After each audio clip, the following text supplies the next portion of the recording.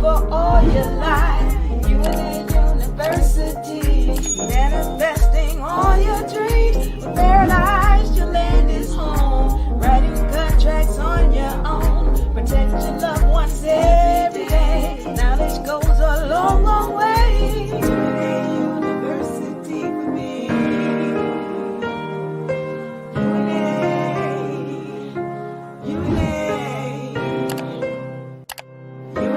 University for me.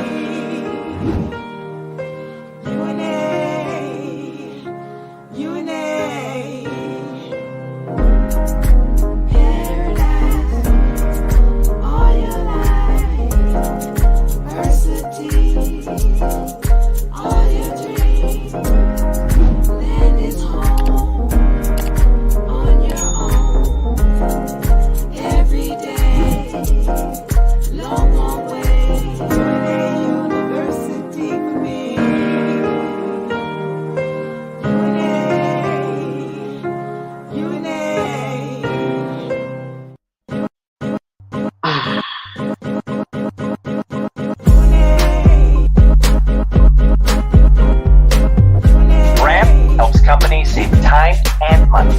What can Not now. Not right now. University for me.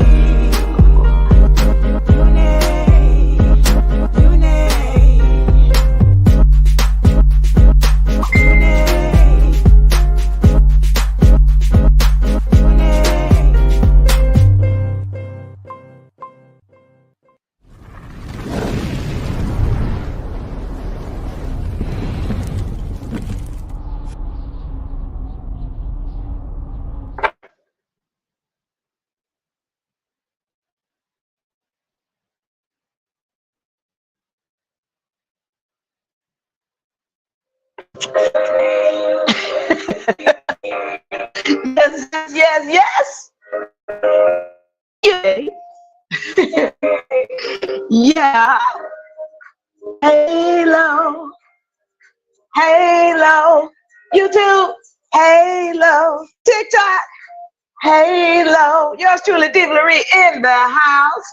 Representing Halo. Welcome.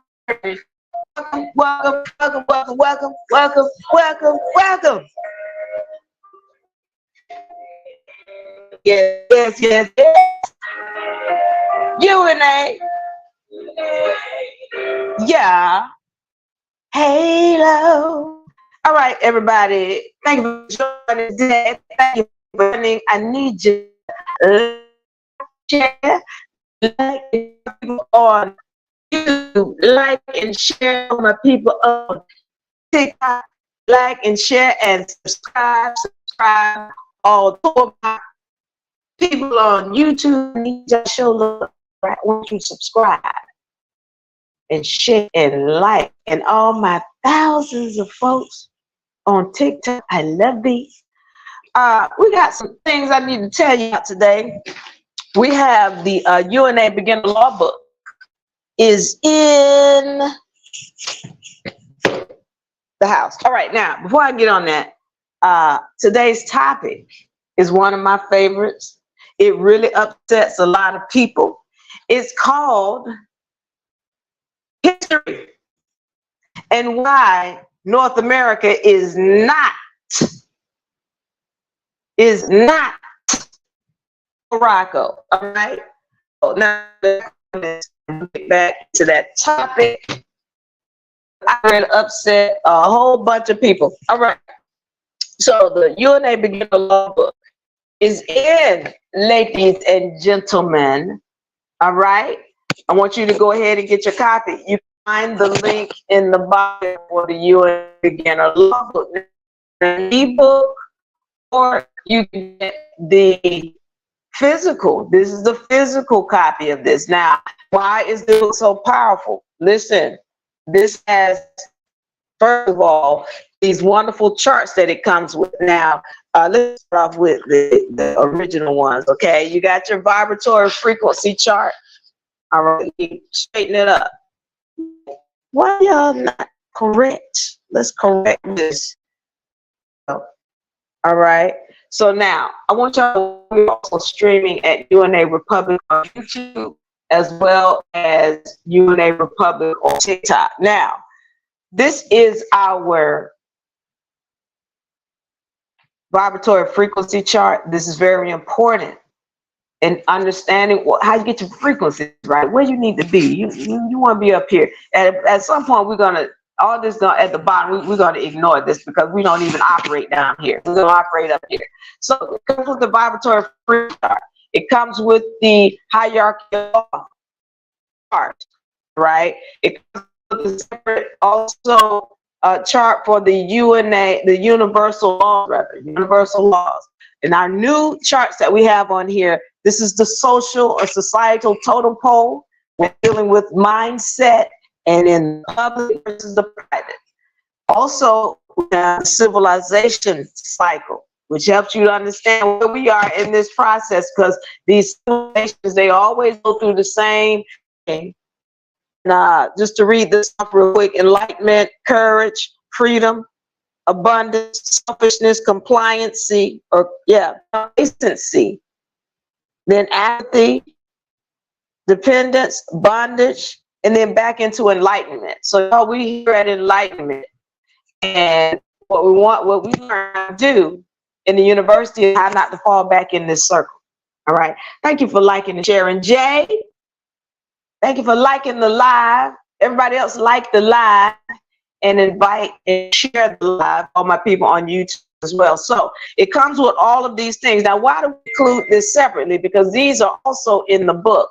But why do we include these separately? All right.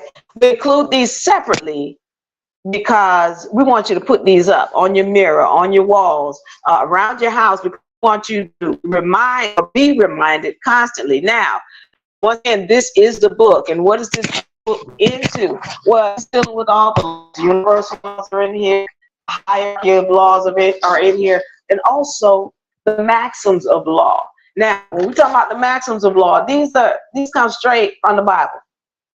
These we use when we want to stand in court. The maxims of law. We have the right to determine what type of laws we're operating under. We go in. This is what we. All right, they stand above all of their laws, all of those lower laws, these are God's laws. Okay, it goes into understanding contract law and what contracts are. Once again, there is that vibratory frequency chart in there. But you have a copy that you can put up, so you have to tear the book up. All right, so it goes into a lot of different things. So if you want this book, find the link in the bio. Once again, it comes with all of these wonderful inserts or outserts that you can put up. So I want you to go ahead and get this book. Find the link in the bio, or you can go to university.com. You can share live. All right, now let's get into this thing. I had to take some scissors on this because I know somebody can be upset with Diva Lyri.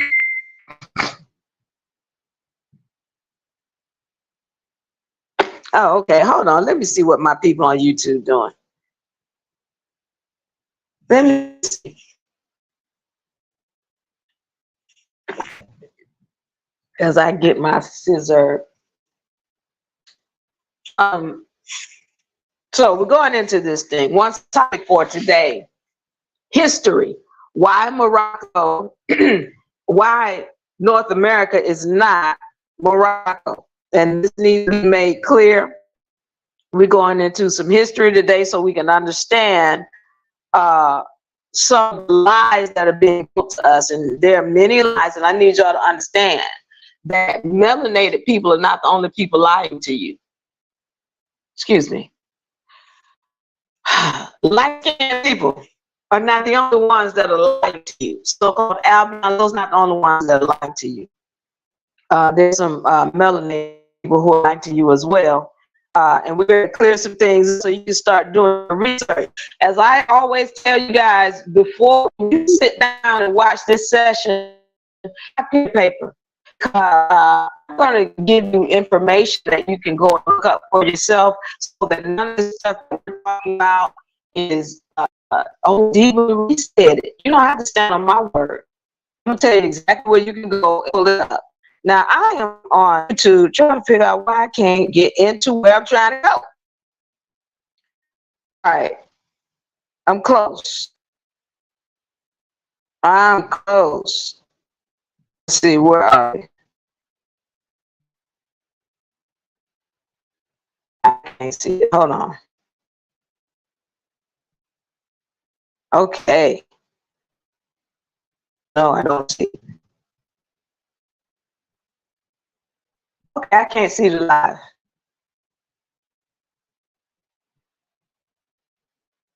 Where am I going live? We on UNARepublic.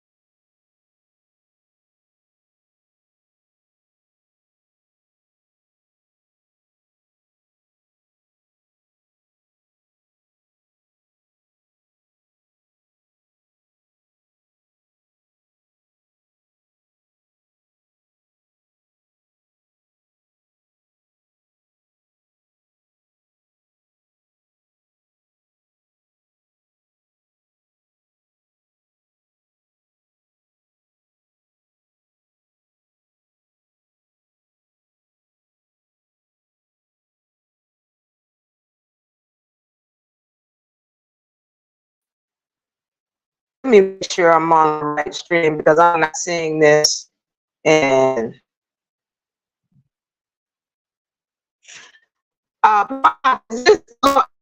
wait, let me this.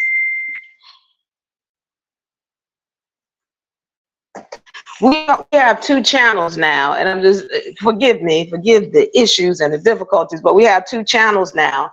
We have UNARepublic on YouTube, and we also have Law and History, UNA Law and History on YouTube.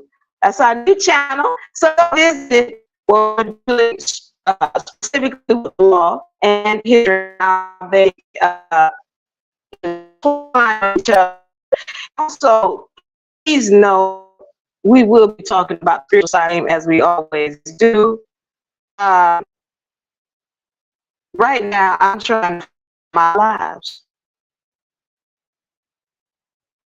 and I don't see it.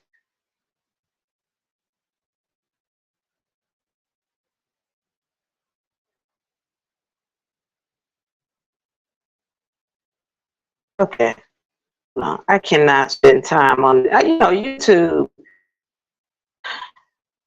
I got to show my love, but YouTube makes it difficult. It's difficult. I'm like, you know what?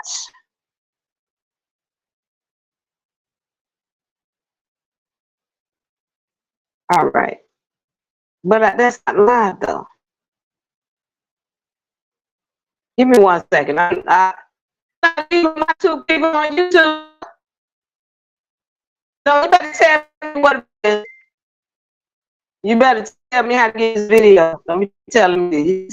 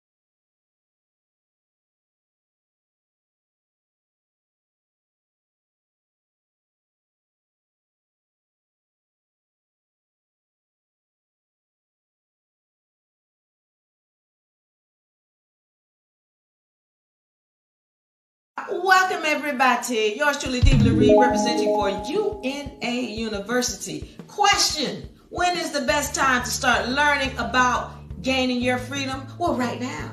Right now. I'm yours truly, Diva Lyri, representing once again for UNA University, and I'm inviting you to be a part of the UNA University for spring season 2024. All right, we got wonderful sessions coming up. All right, spiritual history. What is spiritual history? We're dealing with what happened not only in this country in history, but we're also dealing with what happened with the people of this country in history. And then we're going into what happened in your history spiritually. We're going to dive into it. Also, we have nation funding. So we went through nation formation, where we created the nation. We also went through nation building, where we learned how to actually build it and put it on record. Now we're going into funding it. What kind of funding are we talking about? Well, we're going to be dealing with the funding on the federal side, funding on the private side,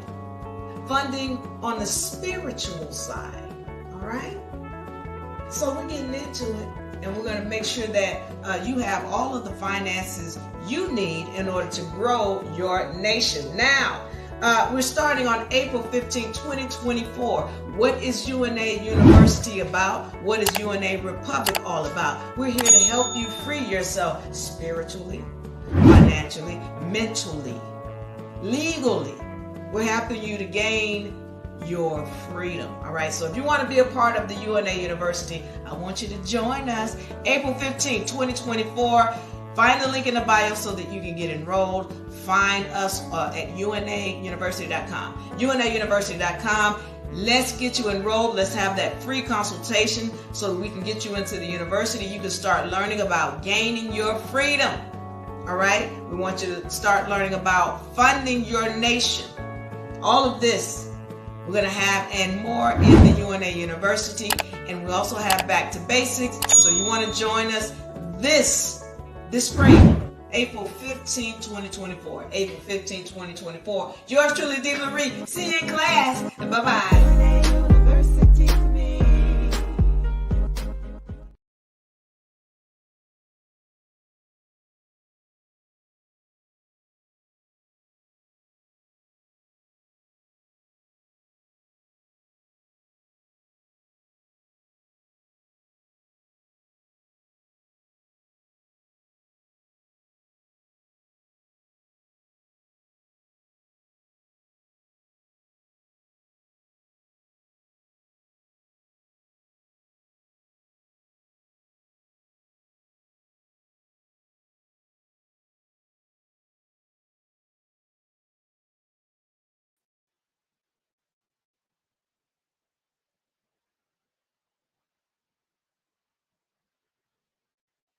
Y'all gonna have to catch me on reruns, because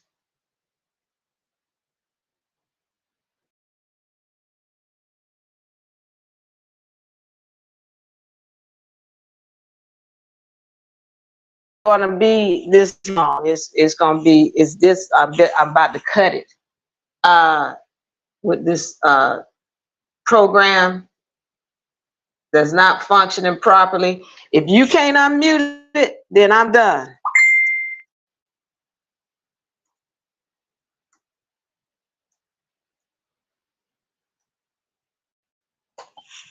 All right, I'm moving forward. I will not be interrupted again.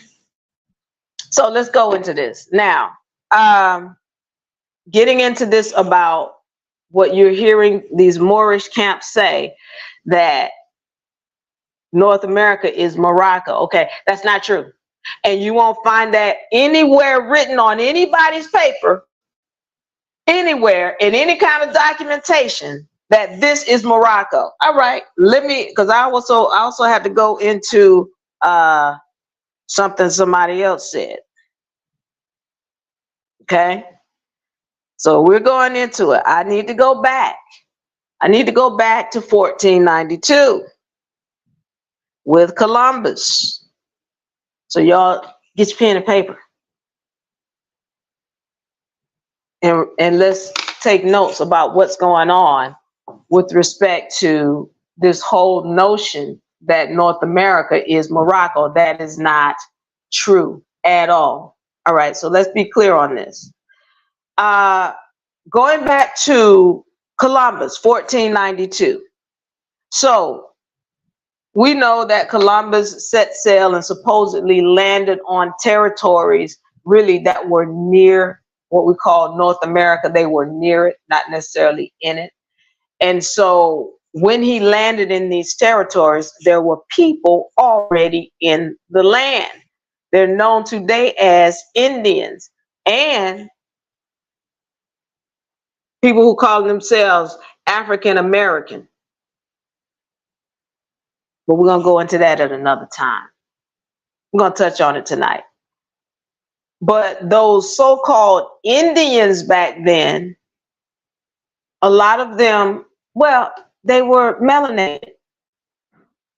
And what had happened is, and we're going to get into this part of the story later on, is that those people have lost their identity in so many ways.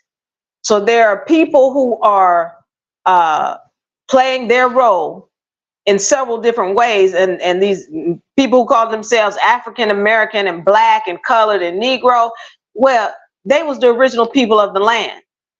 Okay, so now let's get into this, because one of the things is in 1492, when we're talking about Morocco, there was a Sultan of Morocco, and we know the Moroccan Empire was vast over in the places that we call Africa.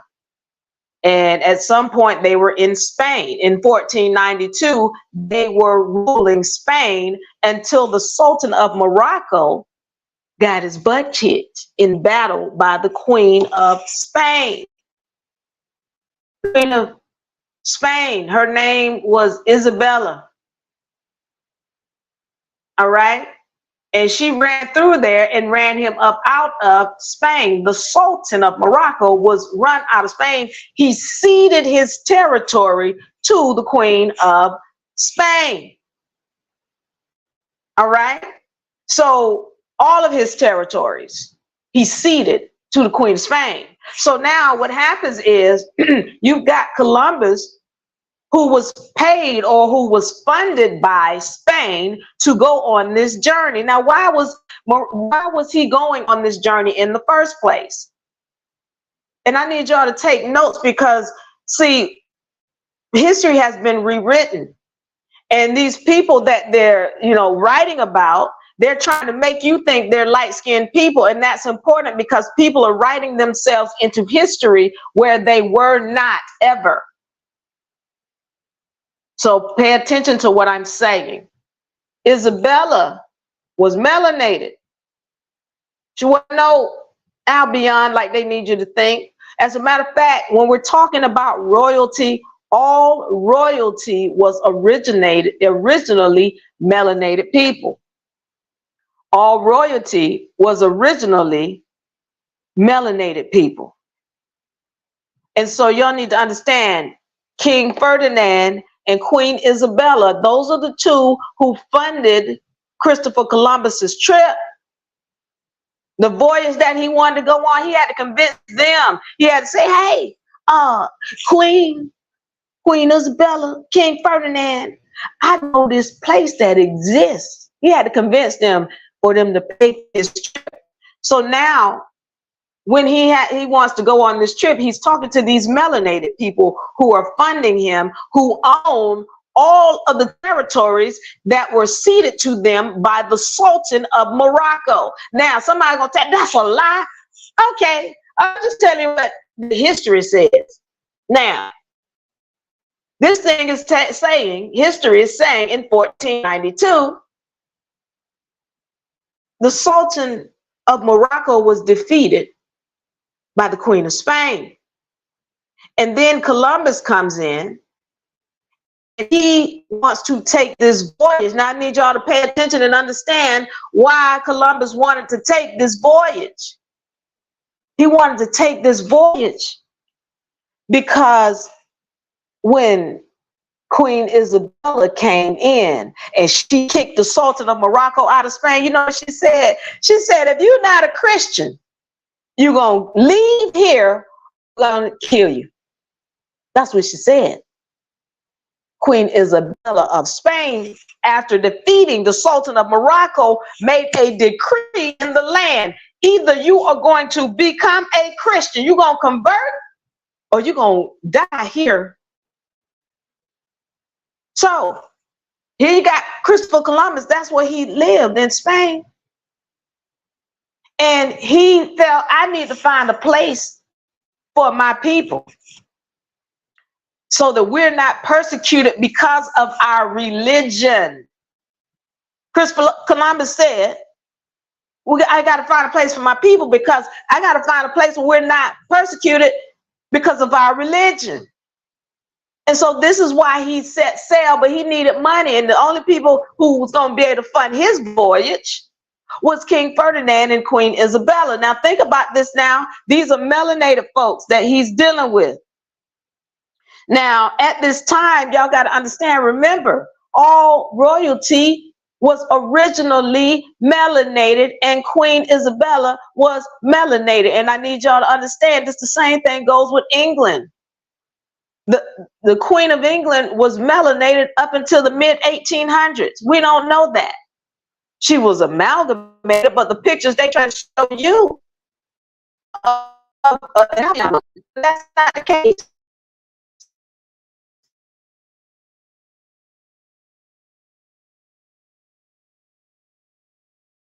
I'm getting on this because I need y'all to be clear that somebody has written in a people and made them appear to be something they're not. Why? Because if you knew that all royalty was melanated people, and if you knew that the people who founded the Americas, and we're going to talk about that and what America really means. I told y'all, when y'all sitting down here, pen and paper, be ready to take notes. And I'm telling you, this is a very hot topic.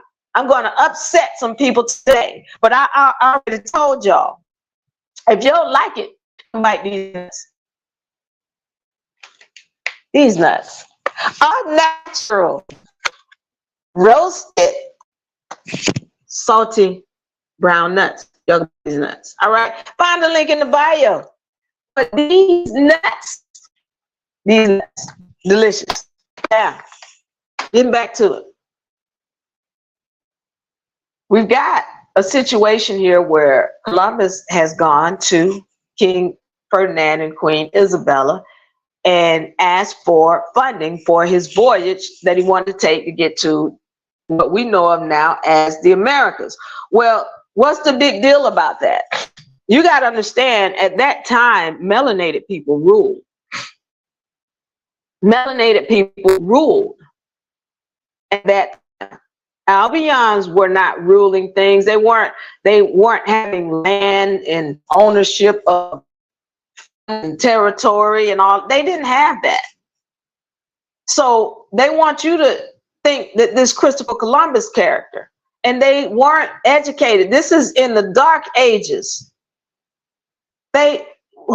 See, when you talk to these Moors, now they'll tell you who taught the Albion everything they know. And let me make it clear, because y'all go, Albion, what's the Albion? I don't know. Never know. Yeah, that's so-called white people. They're not white. And y'all notice I do not call my melanated people black. Black means dead. My people not dead. Y'all not dead. You're gonna wake on up though. Y'all sleep. Some of y'all are asleep. You're not dead, and I'm not gonna call you that. So understand that you've got this Christopher Columbus character who comes up with all of this knowledge. And again, in the dark ages, Albions weren't educated on astrology. Do you know how deep and entailed astrology is? It's hard to find somebody to teach you that today with any kind of ability to comprehend it, much less back then. So where did he get this education? This wasn't something that Albions was right. They had their hands right on. It is not. Again, go do your research on what was going on in the Dark Ages and who taught the Albion everything they know. Now, if you're trying to read those history books they got in your public school, forget it. You got to do some deep researching on this. So now, the reason why I'm bringing that up is because they want you to think Christopher Columbus was an Albion.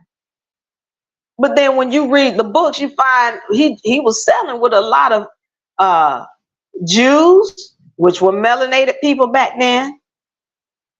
Y'all see, when I say this, y'all, a lot of us are not clear on this. Have you all remember with Palestine and how the Jews came in there, and there's this fighting that's still going on to this day, and how the Palestinians were saying, hey, you know what? The Jews left here dark skinned. How come they coming back here light skinned? Pay attention. Pay attention to what I'm telling you, because again, the history has been rewritten. And so what I'm trying to let you know is that the original Jews, they were dark skinned. Even everybody's telling you this, but then if you go do your research and you start recognizing, first of all, that melanated people were running everything, that they were the original, you got your royalty, the original royalty was melanated people, but then we're going to come to understand that all melanated people are not the same. Just like all so-called Albions are not the same. They know who they are, and you wonder why you can't build, because you're trying to build with people who are not of you. And listen, this is not to say that you can't build with them, but if you're going to build with somebody, you have to understand their nature. You have to understand their spiritual essence, and not be trying to judge somebody by the skin color. That's not how that works. Because some of y'all very well know, as much as this system is trying to make you hate Albions or light-skinned people, when it comes down to it, when you need somebody to back you up, yeah, y'all know it. Y'all been there. Y'all have seen it yourself. You know, it was a light-skinned person that came to your rescue. You know that. But society is trying to make you believe something else. Under that today, just telling you what the facts are, so you want to look this up for yourself. All right. So now we're understanding that we got these, Christopher Columbus, they're trying out to be an Albion or a light-skinned person. When he's got knowledge, he's also asking them to fund a trip where he can put together a crew of people and to buy these ships. Now, listen to me. If you have never sailed before, if you don't have knowledge of astrology, and you can't demonstrate to me that you have the ability to do this task that you're about to do, you're not asking me for enough money to buy you a great big boat and have you a crew. And I'm not going to give you that money. Well, I'm saying that is because he had to have sailed before. He had to have done these kind of missions before.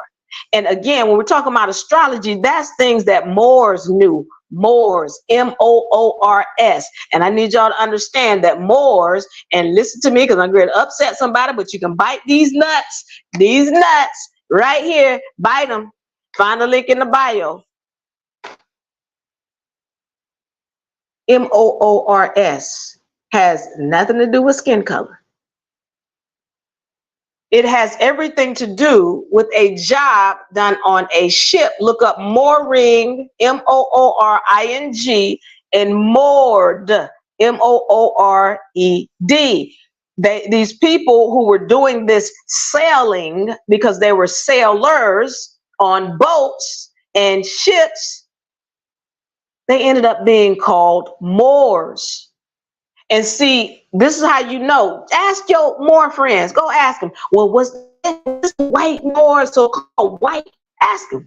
That's like, yeah, that was Moors. Well, then why you telling me the term Moor has to do with skin color? If you telling me it's some white Moors, it doesn't make sense, because that's not what Moor means. Moor means somebody who did a job on a ship, the vast majority of which were melanated people. So this term They started calling people coming to ships Moors, but it was not a environment. They didn't mean it in a nice way. Here come the Moors, like, you know, pirates and stealing thieves, Moors. So here we got these Moors, or barbaric. And I know y'all want to feel like, oh, we melanated people. The Moors were good people. They would never. No, they weren't. No, they weren't. Go read history and find out what went on. And then you'll hear people using terms like, oh, the dirty Moors. Look, all I know is Moors. All right, you can call it dirty, clean, whatever you want to call it. The term Moor had to do with people who did a job on a ship. All right, so now we're understanding this. These people were sailed. They sailed to the Americas, and here's Columbus on this ship. And I'm just saying to you, this is a large responsibility. And he had to have money in order to get to have sailed in the past. Well, where did he get that from as an Albion? Albions didn't have access to that. So I'm saying to you that this notion, by the way, let me say this to you also. Columbus, the reason why he wanted to leave is because he was either a Jew or a Muslim.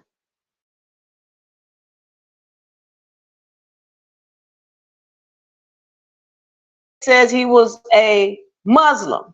But either way, those were two melanated groups of people. Because we're talking about the Muslims, these are people who coming from the Israelite tribe. We're talking about Jews, these people coming from the Israelite tribe. Both of those groups, whichever one, he was one of them. And he was a convert, which is why I told you he wanted to leave Spain and find another land so his people could go to and not be persecuted because of their religious beliefs, which he was either a Jew or Muslim and had to convert. All right. So now we understanding this. This couldn't have been this was highly unlikely to be an Albion or a so-called light-skinned or white person. This wasn't a light-skinned person. This was a Moor, a melanated person. All right. So now, the whole reason why I'm bringing that up is because I need us to establish who was coming in and why he was coming in. Now, as he came in, or once he found the land, then all of these other places started getting wind of, oh, there's a new land, there's a new territory. Let's find it. Let's go there. All right. And so we get up to the 1777 when the United States of America was created. Now, I need to go back because I need you to understand. Once Columbus had found this place, and there were people already there, then all of these other countries started wanting a piece of the action. And as they started trying to divide up the territory, I have so many maps. I'm gonna see this map of the United States territory. And what I want to bring up here is England was one of the first to establish a corporation within America. It was known as the Virginia Company, and this was back in the late 1400s, early 1500s. Look up the Virginia Company. It's the same company that you know of today as the state of Virginia. It's the same company. I'm gonna let that marinate on you for a second because I want to pull this map, 1777. And why I'm pulling up this map is because I want you to see how the territory had been divided by all of these different nations. Why is this important? Why is this on maps? Show me maps. This is important because if you're telling me that this land was Morocco, then I got a question. How come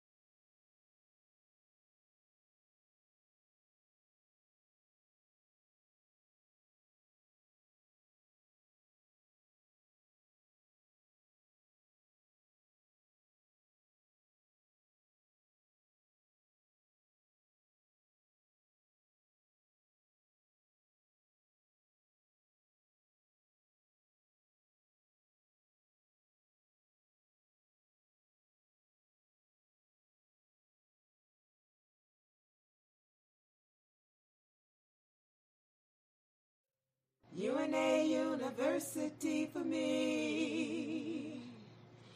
UNA, UNA.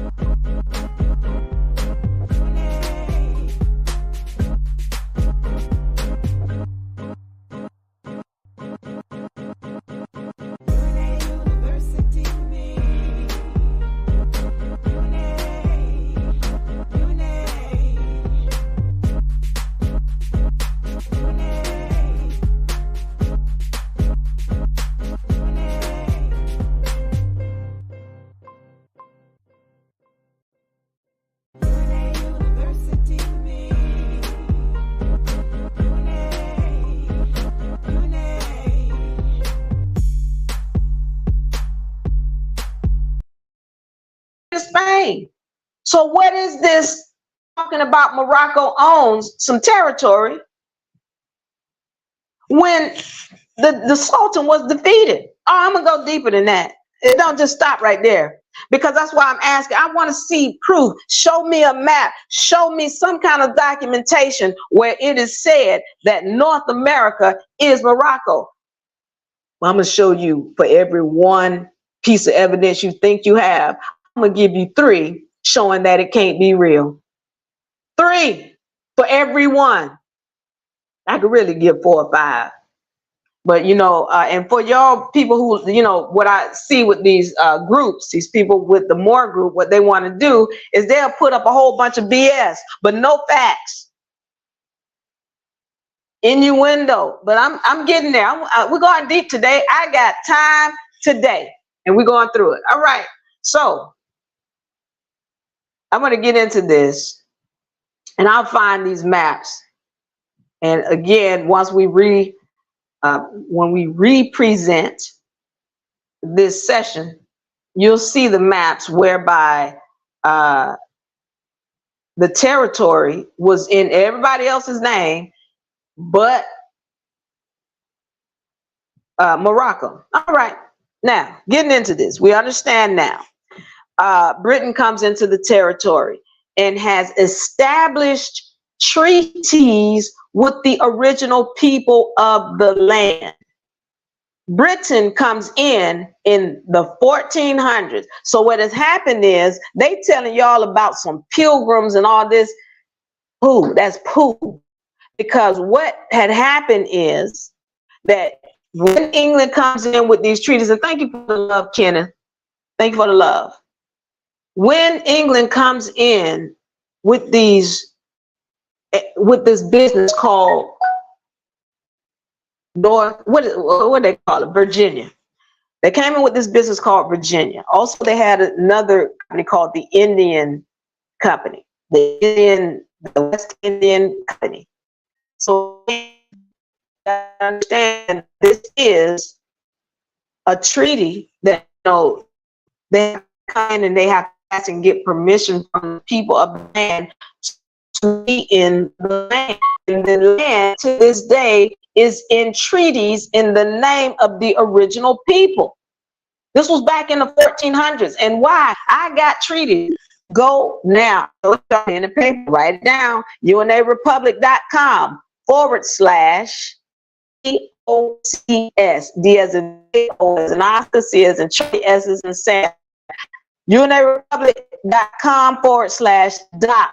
You can go there and pull down a list of treaties, and it's just the beginning. And they all come way before 1777. There are 13 of them. That's only a few of them. And in those treaties, it's the original people saying the land belongs to us and our people, and it's going to remain in the name of our people. And we will subjugate ourselves, meaning we'll pay taxes for whatever kind of protection you can provide to us. That's what England came in to do. They came in and they told the people, we're going to give you protection, and we're going to give you some jeans and some trinkets and some whatever they were giving them for the rights to be on the land.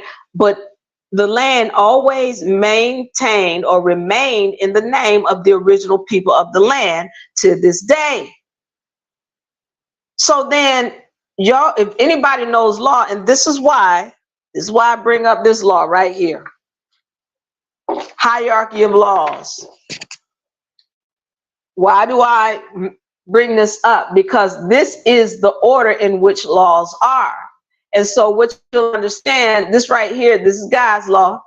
And then you'll come down here and you'll see treaties. And then you'll see constitution. But you got to understand, that's your constitution. But you can make it like, okay, this is the Constitution of the United States of America. Okay, but the treaty is higher. Always. And that treaty, those treaties were put down in the 1400s. Why am I talking about those? They are law. They are above anything the United States of America could ever create. The original people of man are the only ones that have the right to put this land in contract with anybody else. They're the only ones, the original people. Not somebody coming in from another territory, Moors. I don't care what your skin color is. You can't come in from another land and then try to take over control and ownership of this land and call it yours. This is now we're going to the international laws. International laws that the original people of a land, it remains their land. They can't even give it away. Even if they give it away, it's still their land. All right. So now, but no, Diva, we don't know about no treaty. No, y'all don't know about no treaties, but Diva do. I just posted them. I posted them. You can go find them. UNARepublic.com /docs. Read those treaties. Don't read a synopsis of the treaty. Read the full treaty. Find the full treaty and listen to the ancestors speak. Because they're going to tell you what kind of treachery was done. So now I need to get into the United States of America and who really started that. Who really created the United States of America. I need y'all to understand, first of all, what the term America means. I hope y'all taking notes. It's going to be on the test. Take notes. Do you know what America means? Ameri is a Hebrew term. It means copper colored. Ameri is a Hebrew term. It means copper colored. Thank you, user. I appreciate the love. And thank y'all for liking and sharing. YouTube, while you're up, like and share. Also know that we're streaming on TikTok, streaming on YouTube, and you'll be able to find this session in its entirety on YouTube. Okay, so, all right, Ameri means copper colored. Ika, I-K-A or I-C-A, means land of the indigenous people. America means land of the copper colored people. That is a Hebrew term. Well, who were your Hebrew speaking people? Those are melanated folks. I need y'all to understand that there were melanated people already in the land, and then there were a melanated people coming from another territory. Now, it could be said that, oh, well, you know, the land split, and then some of the people went that way and some of the people went that way. Okay. Okay. So you're saying we cousins, we relatives. Okay.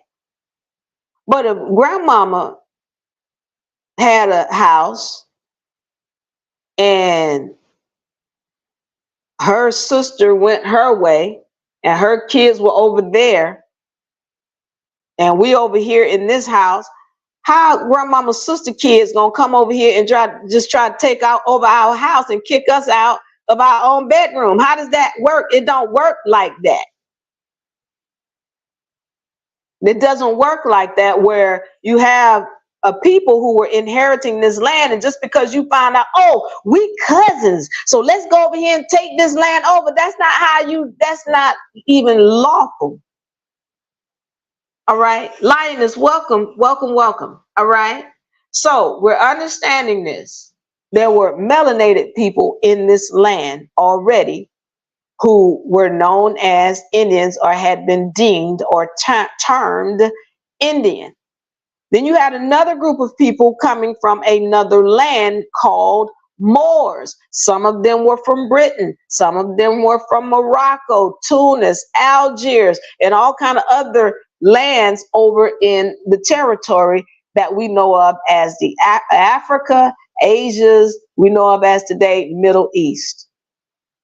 So you had these Moors, these sellers selling into the land. And remember, this includes British. I need y'all to understand this term. Yeah, and I'm going to, some of you all who have not studied, this is going to be hard to understand, but I need you to go and do some reading.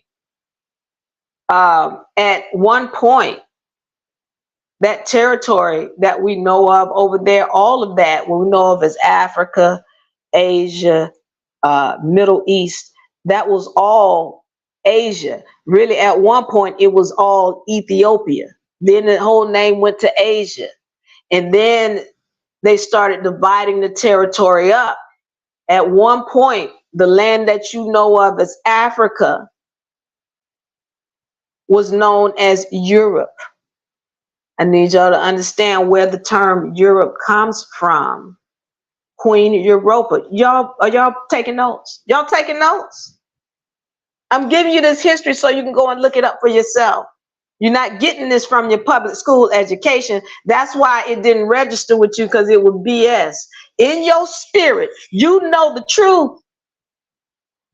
Now I'm telling you how you can go and find it for yourself, because I'm not here to convince you. I'm here to give you the facts so you can go and find your truth. All right. So now What I want you to do is understand Europe was named after a melanated woman called Queen Europa.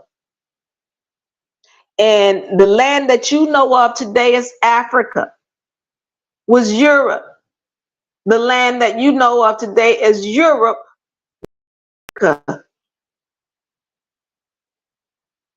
And if you don't study, you're not going to know these things. The names have been changed. They switch names to confuse you regularly. Just like I'm telling you about the terms black and white, they have been switched. I'm not going through it today because you all will be able to go to our site, UNARepublic on YouTube, and you can find the session that was done where we go through the SF 181 form. So you can see how till this day, how the names have been switched to black and white. The same thing happened with Africa and Europe. So now, why am I bringing that up? Because y'all have heard the term European. So y'all just quick to apply that to life and being. When the truth is, your original Europeans were melanated, dark-skinned people.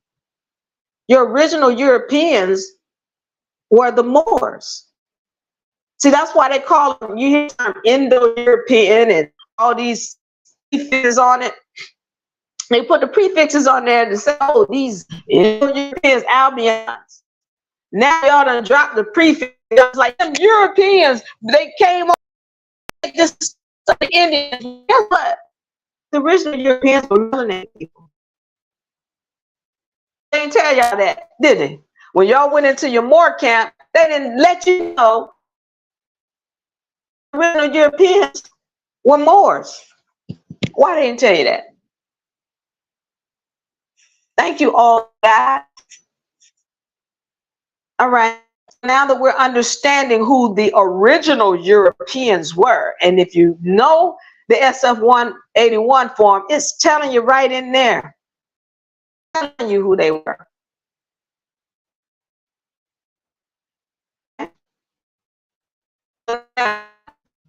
So we move forward to the next part. Who created the United States of America? Who's responsible for that? So they want you to think our fathers created America. BS. They want you to think they was Albions. All right. Let's be clear that there was already a government established in this land by the original people. And you can find that when you look up the Iroquois Confederacy. And that is also at that link that I gave you earlier. I told y'all have pen and paper. Iroquois Confederacy. Find that you republic.com/. Well, what does the Iroquois Confederacy say? It's stating who owns this land, and it's the original people of the land saying, this is our land. They're telling you what their government is. There was already a government established here, and that is the Constitution. The Iroquois Confederacy, the United States of America Constitution, is based off of the Iroquois Confederacy. You should read it. Go find the Iroquois Confederacy. Don't look up synopsis of it. It's about, what, 7, 8 pages? Read it. Maybe 12 pages. I don't know. Read it. Okay? Read it. The Iroquois Confederacy. And so why is that important? Because I'm letting you know that the original people had already established the government, and then another group of melanated people come in here, and they establish another government on top of that. That Iroquois Confederacy is a treaty, and it still stands to this day. Okay, so now we're getting on it. Now we're getting to the good part. United States of America. Well, when did that start? Who did that? Well, again, a group elite Moors. Now, these were not Moors. They weren't necessarily associated with any one particular country. Remember, I told you and how he wanted to escape Spain because he wanted to find a place where his people were not persecuted for their religious beliefs. Well, that's the whole thing the United States of America was founded on. You have a freedom of your religious beliefs. Today they telling you the United States is a Christian. No, it's not. The Christian belief. No, it wasn't. No, it wasn't. Really, if you want to look at it, it was really based off of Islamic principles. One of the things about the Constitution is you have the right to whatever religious belief you desire. That's what it was all about. Keep that based off of this religion. No, it wasn't. It was based on the fact that everybody stood under God and you had a right to your religious beliefs and you were not to be persecuted because of it. That's what Christopher Columbus was coming from when he was in Spain and trying to escape from there. And he ended up landing on outlying territories of the United States of America, or what came to be known as the United States of America. All right. Now, start this elite Moors. This is another group of related people. In I sent you, you can also find, thank all the guys for the love, I appreciate you. In that link that I told you to go to, you will also find a document that was written by the Confederacy of Indians. Check the love. There's a document written by the Confederacy of Indians, written in 1786. Go get the document. I'm going to tell you about it, but I want you to read it for yourself. In that document, it is the Indians talking to those who were running the United States of America. Now, remember, at this time, George Washington wasn't in office, and I need y'all to also understand something. George Washington was not the first president of the United States of America. George Washington was not the first president of the United States of America. As you know, public education, your public school education to be against the lie. In 1777, that's when the United States of America was incorporated.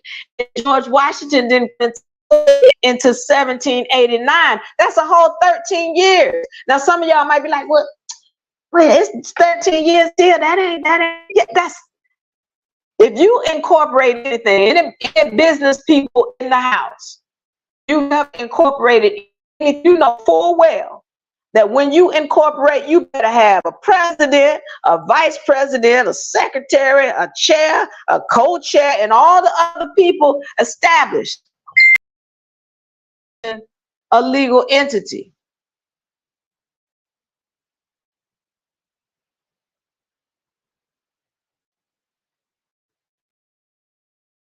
Have that established, then you don't have a true legal entity.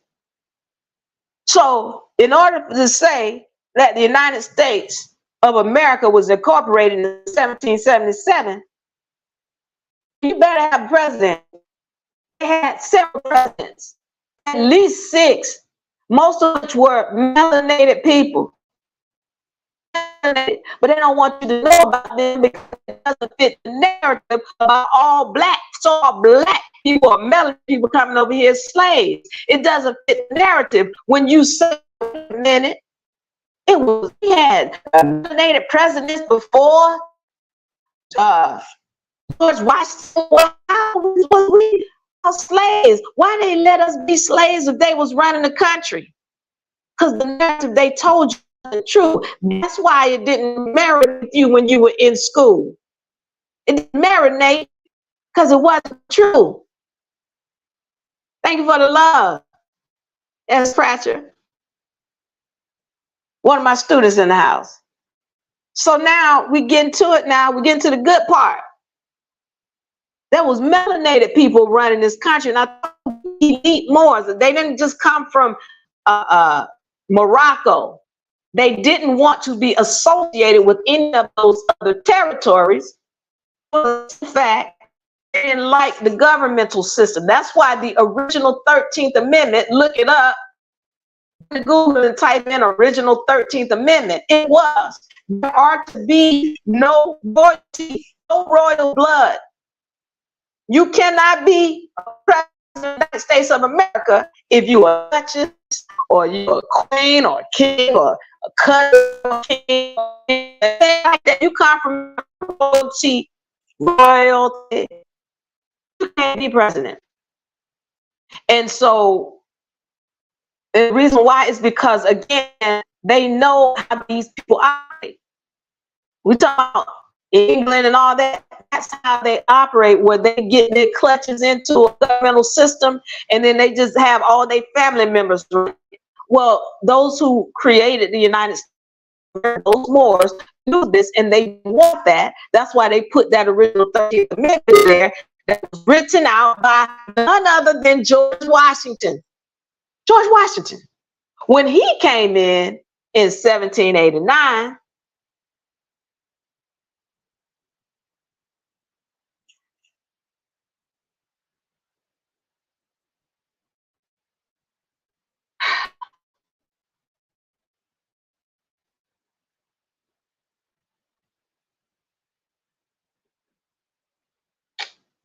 hold on. I'm gonna tell y'all something. I hope y'all are taking notes, and I hope you're recording this because I'm having all kind of technical difficulties. Somebody needs this information to get out. Make sure you take notes. All right. So we got a situation where George Washington has come in now, and has changed the Constitution. And I want to go over this whole letter. Moors I hear now, Diva. Because George Washington came in and he got a Moors that day. Oh yeah, the Moors was running stuff. Yeah, that's right. Yeah, but the Moors was also running roughshod over the original people of this land, who were also melanated people. They were running roughshod over them. They were mistreating them. So I need y'all to understand something. What's not being told in history is that there's a whole bunch of melanated people. There's different melanated groups in this land fighting against each other. And Albion just came in and took over the spoils of the war.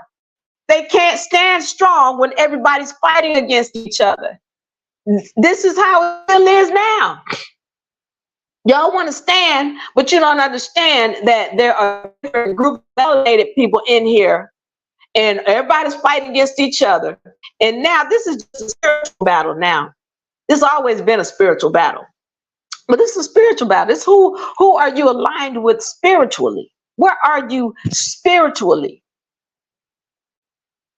And I need y'all to understand, I'm getting into it. Stay tuned, because I'm going into it today. I got time. So now, we got these different groups of melanated people. We got these people who were known as Indians. They really look like melanated, woolly-haired people like this. This what they look like. They didn't look like the long-haired, stringy-haired people that they call Indians today. Because what has happened is that the original people of the land were threatened into not claiming who they are. And so when one generation stops doing it, and then they don't teach the next generation, and then the next generation is ignorant and clueless about who they even are.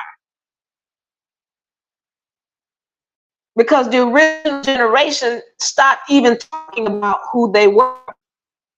Okay.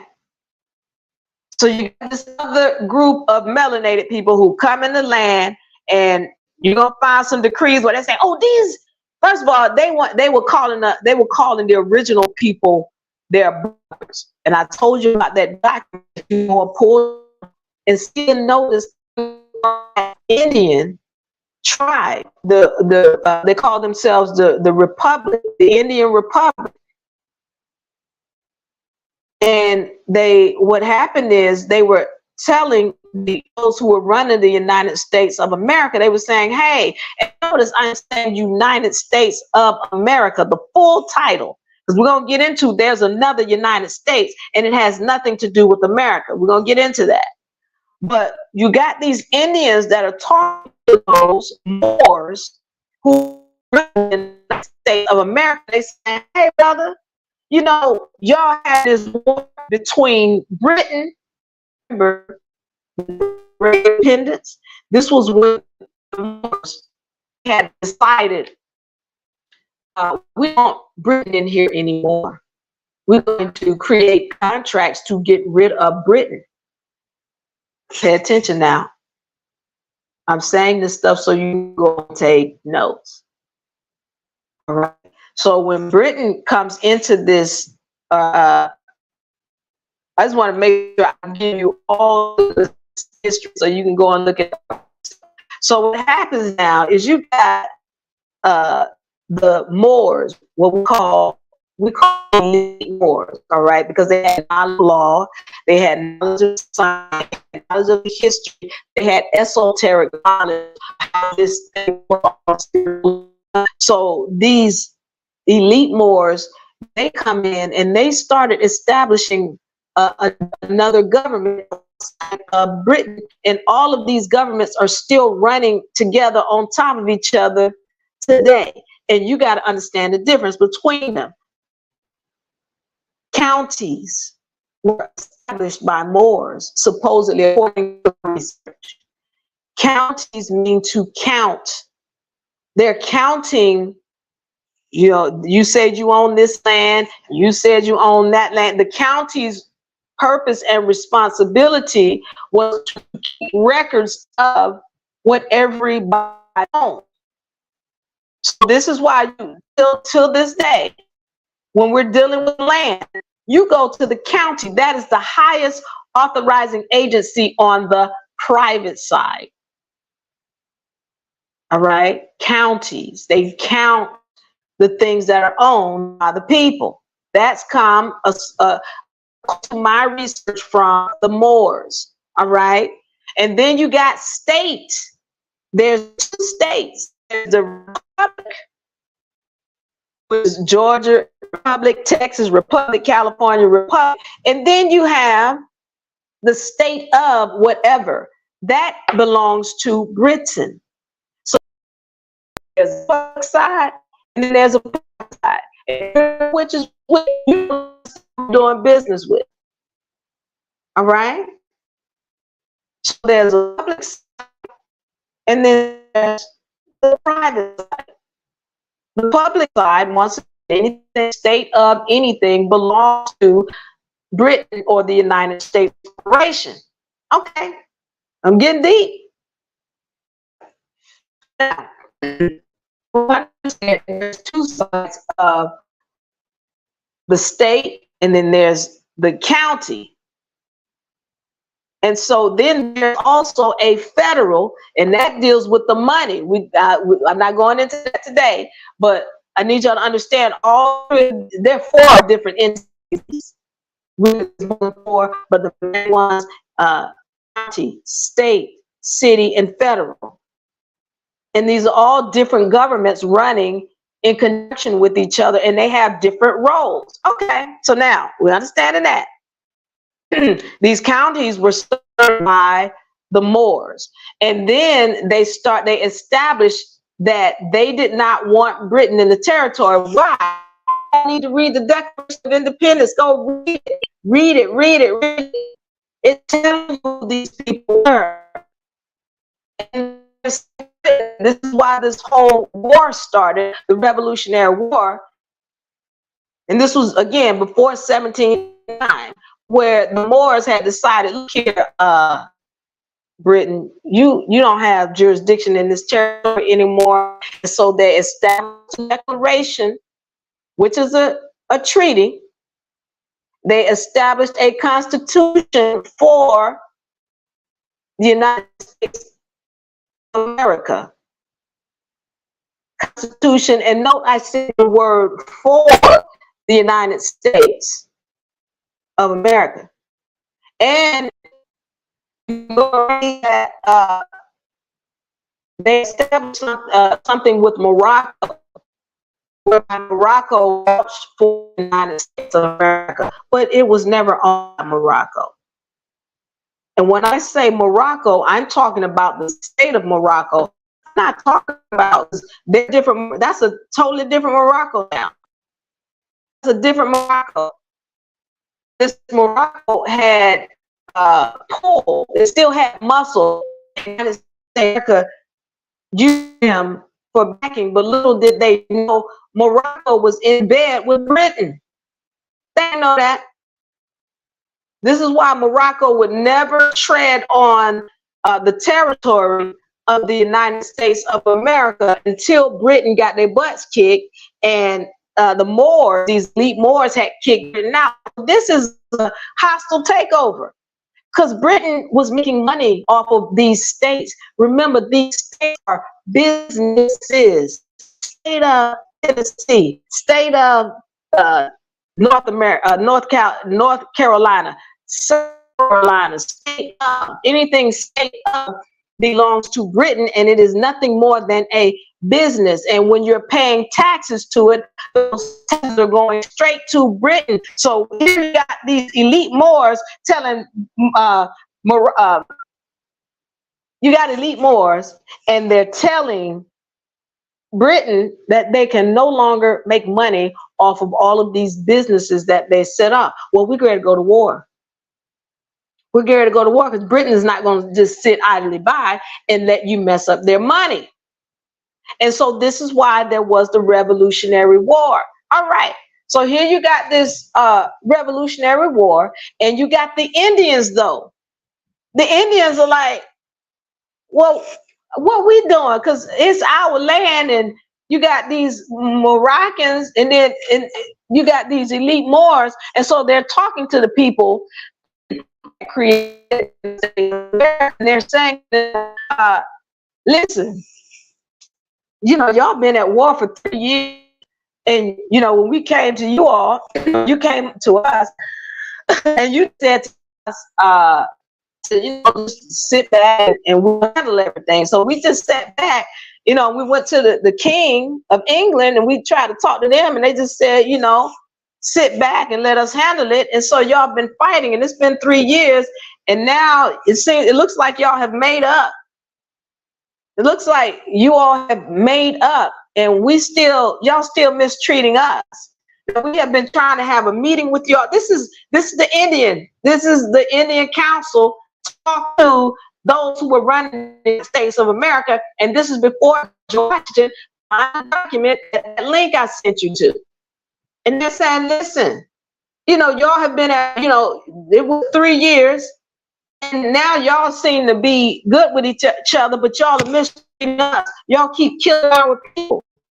You're heading on territory that we didn't give you permission to tread on. Y'all keep ignoring us. And we've asked you for peace, but you won't even have a conversation with us about it. You told us to be quiet, we're quiet, and now, you know, you're all good, and you're treading on all our territory, you're killing up all our people, you disrespect everything that we've given you authorization to have here, and we just want some answers. Who on that?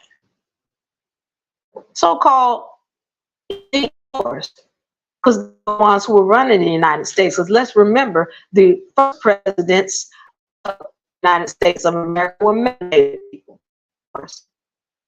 All right, y'all go look that up.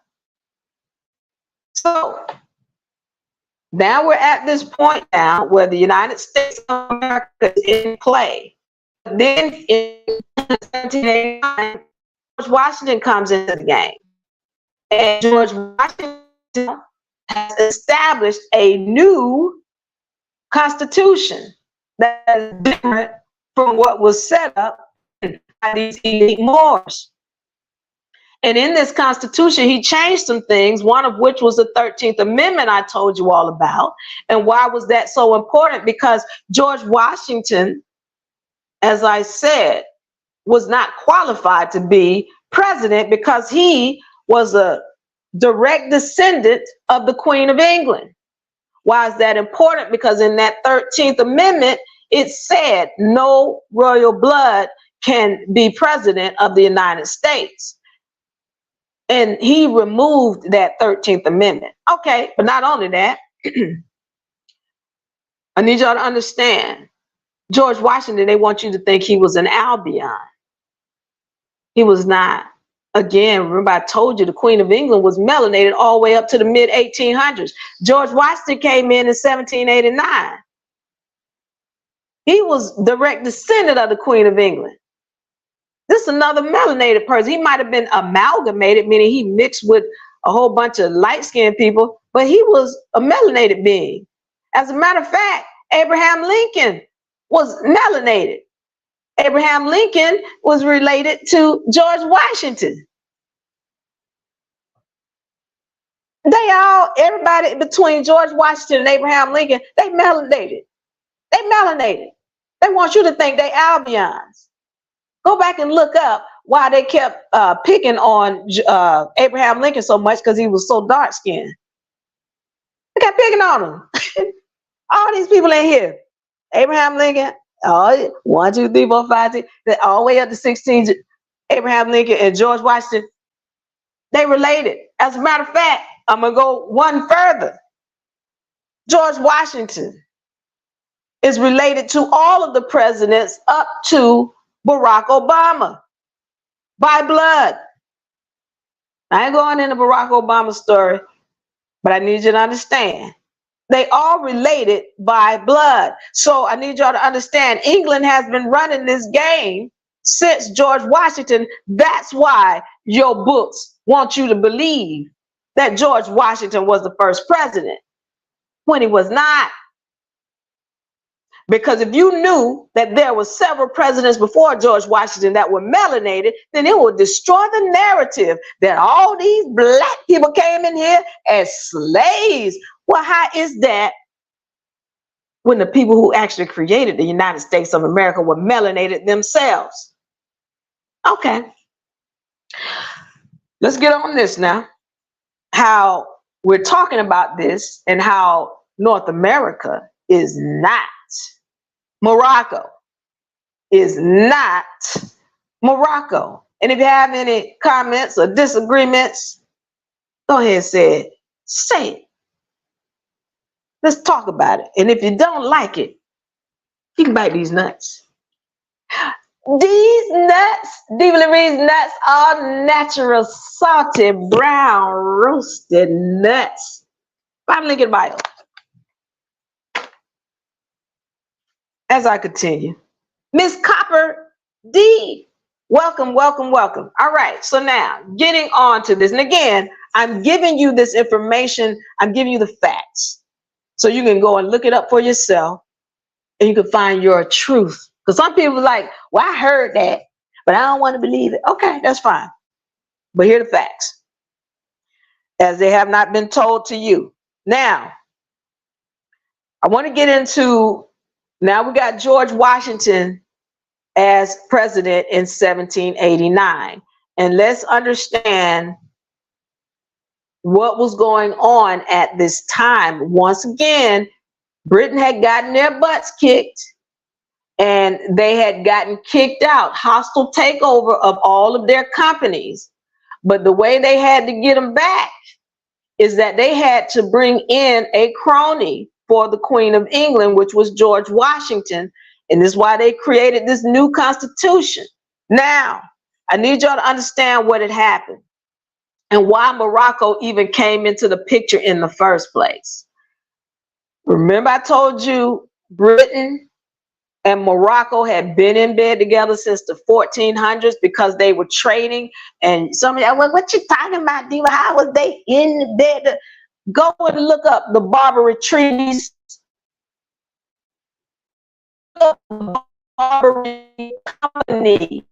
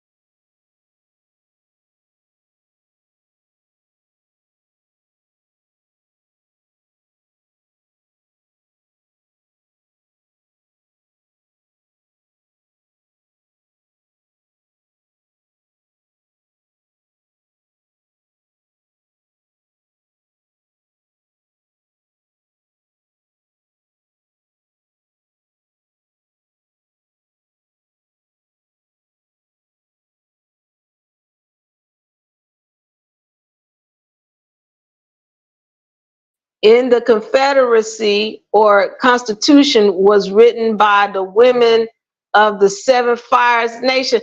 Thank you, Galen Coles.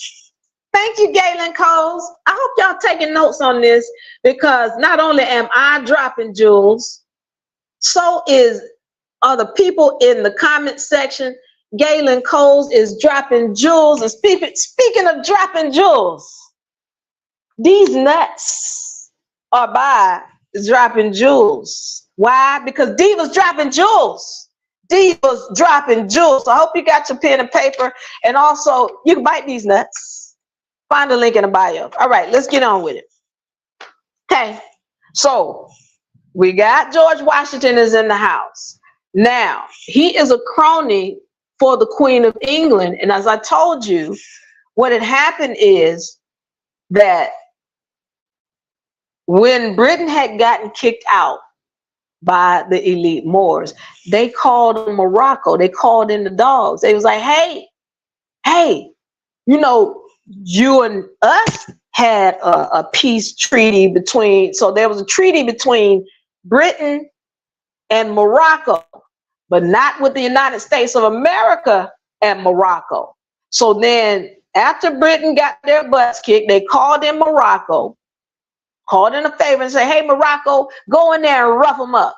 And that's exactly what Morocco did. They came into the United States, and these are your Moors, the melanated folks, mostly, because we're talking about Tunis, Algiers, Tripoli, Montezuma, Morocco. And so they came in and they seized the ports and the ships of North America. And what was happening is there was a slave trade. But y'all be like, that's right, Diva. They brought our people over here from Africa on the slave trade. Hold on. So that ain't how it happened. Pay attention. Who was running the slave trade? They want y'all to believe those were Albions.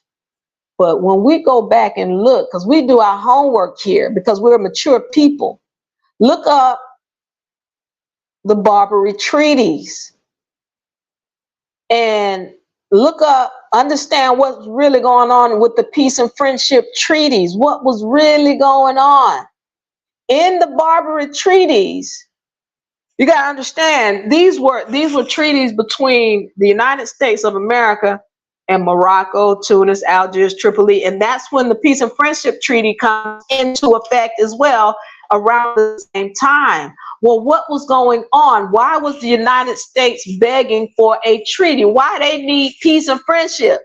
Well, because when Morocco was seizing their ports and their ships, it was breaking them. They didn't have money. They weren't bringing in any funds. And what was on those ships was slaves. Slaves, but they want you to think they was melanated slaves, when the truth is, and I need y'all to take notes, ladies and gentlemen, because I don't want to hear another melanated person talking about they are descendant of the slave. Unless you mix with Albion, you gotta understand what the term slave means. The original slaves were Albion people. They were not melanated. The term comes from Albion people, Slavic or Slovakian. Look it up. Slavic or Slovakian, look it up. So the term slave comes from a group of Albion or light-skinned people. Not melanated people. This is what I tell y'all, these words get switched up and y'all get caught up in a word and you legally are damning yourself every time you say it. All right? So the term slave comes from Slavic or Slovakian, which are Albion people, and who was bringing in the slaves but these Tunis, Algiers, Tripoli, Montezuma, all of those are over in Africa. Morocco, Montezuma is more so in South America, but All those other ones, these melanated people kidnapping Albions. Where they kidnapping them from? Sicily, Ireland, all these places where the Albion people had multiplied and accumulated. They going them and bringing them into the land, discombobulating them. Huh? Who the original slaves? These were Albions, not melanated people. So when you talking about a descendant of the slave, you're talking about a descendant of Albion people. I'm not telling you, if you want to keep calling yourself a descendant of the slave, then call yourself that. But then what you just said is you have no entitlement to this land. You're not from here. You called yourself black. Well, we are black. Well, then black means dead. You know, your Black Lives Matter. And I'm you know what? I'm going to take I need to go off into something right now with all this blackity. I got to get into this because I got time today. I got time today. I want you to think about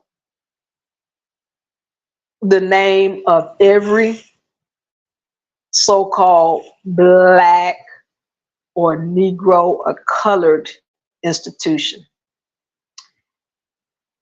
Put it in the chats. Put it in the comment section. My people in YouTube, I can't see you, unfortunately, because we're having our little technical difficulties. But I want you to put it in the comment section and all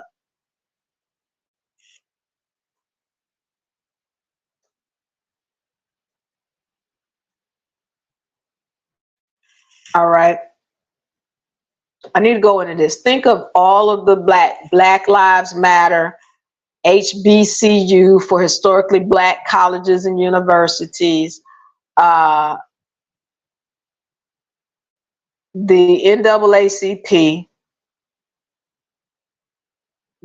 something for the advancement of colored people, Black Caucus. Can y'all think of any more? All of these organizations, I need y'all to understand that every last one of the ones, at least that I have mentioned, and probably any other thing dealing with black or Negro or colored, they're all owned by Jews. And I don't want to hear you talking about some, oh, you racist. I'm giving you the facts. And if you don't like the facts, bite these. As D'' for Diva Lyri's nuts. All natural, roasted, salty nuts. By dropping jewels, Diva dropping jewels. And guess what? I got chocolate covered nuts too. Bite these. All right. All of those. Anything you thinking about in this society that's talking about black, for the advancement of the black and the advancement of the colored and the Negroes and the Black Lives Matter, don't no melanated people own any of those organizations. As a matter of fact, when I'm talking about HBCUs, not nary of them, with the exception of Morris Brown in Atlanta, which almost got shut down, and I think they rebooted it. But the rest of them are owned by Jews. And if you didn't know that, and you walking around here, I'm black and I'm proud. Oh, okay, keep on saying it out loud. And understand why you keep getting stepped on. Because you keep claiming to be a dead entity. All right, I'm gonna continue. I hope y'all are taking notes, because I want you to do your research. Don't just, oh, what Diva said it must be true. Don't believe a word. Don't believe a word I say. Not nary. Go look it up. That's why I'm giving you the information. I don't want you to believe me. I want you to see it for yourself. And then I need you to speak the truth that you have found on your own. Don't regurgitate what nobody says. I don't care who it is. Don't regurgitate. Go and look it up for yourself. And then when you speak it, it is your knowledge that you have looked up for yourself, not something I told you. All right. We have the Peace and Friendship Treaty. Now, let's get into this document. I need to reference also the George Washington letter to Morocco. I need y'all to understand what this letter was. When I talk to these Moors, the first thing they bring up, oh, the letter to George Washington to the Morocco with the Sultan, and he said that this was the Sultan territory. I told y'all Morocco was only involved in this because they were a crony. They were working with or on the behalf of England. All right. And so now when George Washington comes into the thing as president, now he's got to smooth over stuff with the Sultan of Morocco. He and George Washington, you're talking about the number one politician, that was George Washington. So George Washington, he ran the army beforehand, but you know, that's how he got his popularity. The people knew him as you know, one of the generals or what have you in the army or the military. So when he gets into office, because he was popular, he is a politician and he is kissing the butt of the Sultan like nobody else. He's like, oh, Sultan, you know, we're so sorry, your magnanimous, wonderful, lovely Sultan. We're so sorry that we're so late with this, but we want to tell you thank you. We really do appreciate all you did for us and all the kind things you did for us, because without you, we would not be, and that's why we want to just give you all the glory and the gratitude. Okay, so he's saying all this stuff. Then he goes on, and you got these people in, you know, these Moors that tell me about, oh, how he says this is your territory, when really the only thing they were there, the Moroccans were there, or Morocco was just there to intimidate and beat up on the United States of America. It was never their territory. It was never ceded to them. They just asked for a peace and friendship treaty. The other thing that people don't look at when they see that, when they point out, oh, the letter, George Washington's letter to Morocco. All right, the Sultan of Morocco. Here's the deal with that thing. When you read in there paragraph 4, for those of y'all who read it and you like to point stuff out about, oh, the Sultan, but that doesn't mean that this was territory belonging to Morocco. I still don't have any kind of documentation saying that this territory belonged to Morocco. But again, you show me one document you have, and I'll show you 3 for your one that says that's not the case.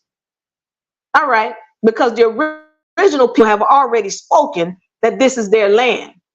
And even when you're talking about international standards, even if they did try to sell it, they couldn't sell it. It still belonged to the original people of the land. The problem is the original people of the land don't know who they are. And I need y'all original people of the land to understand why you don't want to be calling this Morocco, because the only people who have the right to make any kind of contract concerning this land are the original people of this land. And the problem is, when y'all original people start yapping your mouth, talking about this is Morocco, you are turning over this territory to somebody who you're trying to get away from in the first place. Who does Morocco belong to? Do you have any kind of documentation, first of all, saying that this land is Morocco? You don't, but I got a whole bunch of documentation saying that it's not. And then you got to understand who Morocco is owned by. It's owned by U.S. corporation. So if you original people who are sleeping, wake up. If you are the ones who are saying these things, they need you to say these things, because when you say these things, then you give this territory back over to people who you're trying to get it away from in the first place. Look on the record at who owns Morocco. And here you go talking about, oh, this from Morocco. And that's what, and I told you, it's not just Albions lying to you. There are melanated people who are lying to you because you think everybody who got the same skin color as you is your kinfolk. That's not the truth. Because as I just said, there was a melanated people already here in the land. And then another melanated people who are known as Europeans. The original Europeans, they came over here. So now you got two group of melanated folks. Who's who? Well, spiritually, you know who's who when they start claiming a certain thing.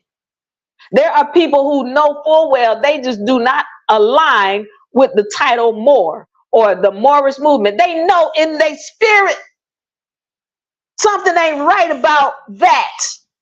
I don't know what it is, but it don't feel good to me.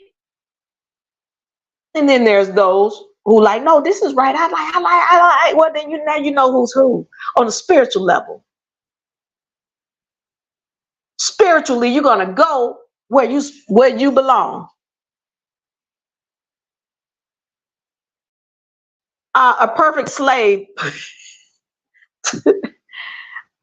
Thank you, Perfect Slave. Welcome. I love this. A Perfect Slave says, you have no facts. For all my people who are in the comment section, give this guy some facts. Because I didn't post it to see, because Perfect Slave, the fact that you calling yourself that, if you're not light-skinned, you telling me you don't know who you are. Now, go and look up, since I'm going to just start here with you, A Perfect Slave books. I'm going to start here with you. Look up the term slave, the etymology. I'm going to spell this for you, slave books. E-T. Oh, here you go. Let me put it up here for you.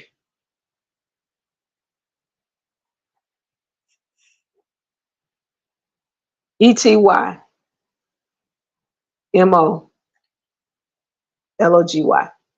Etymology.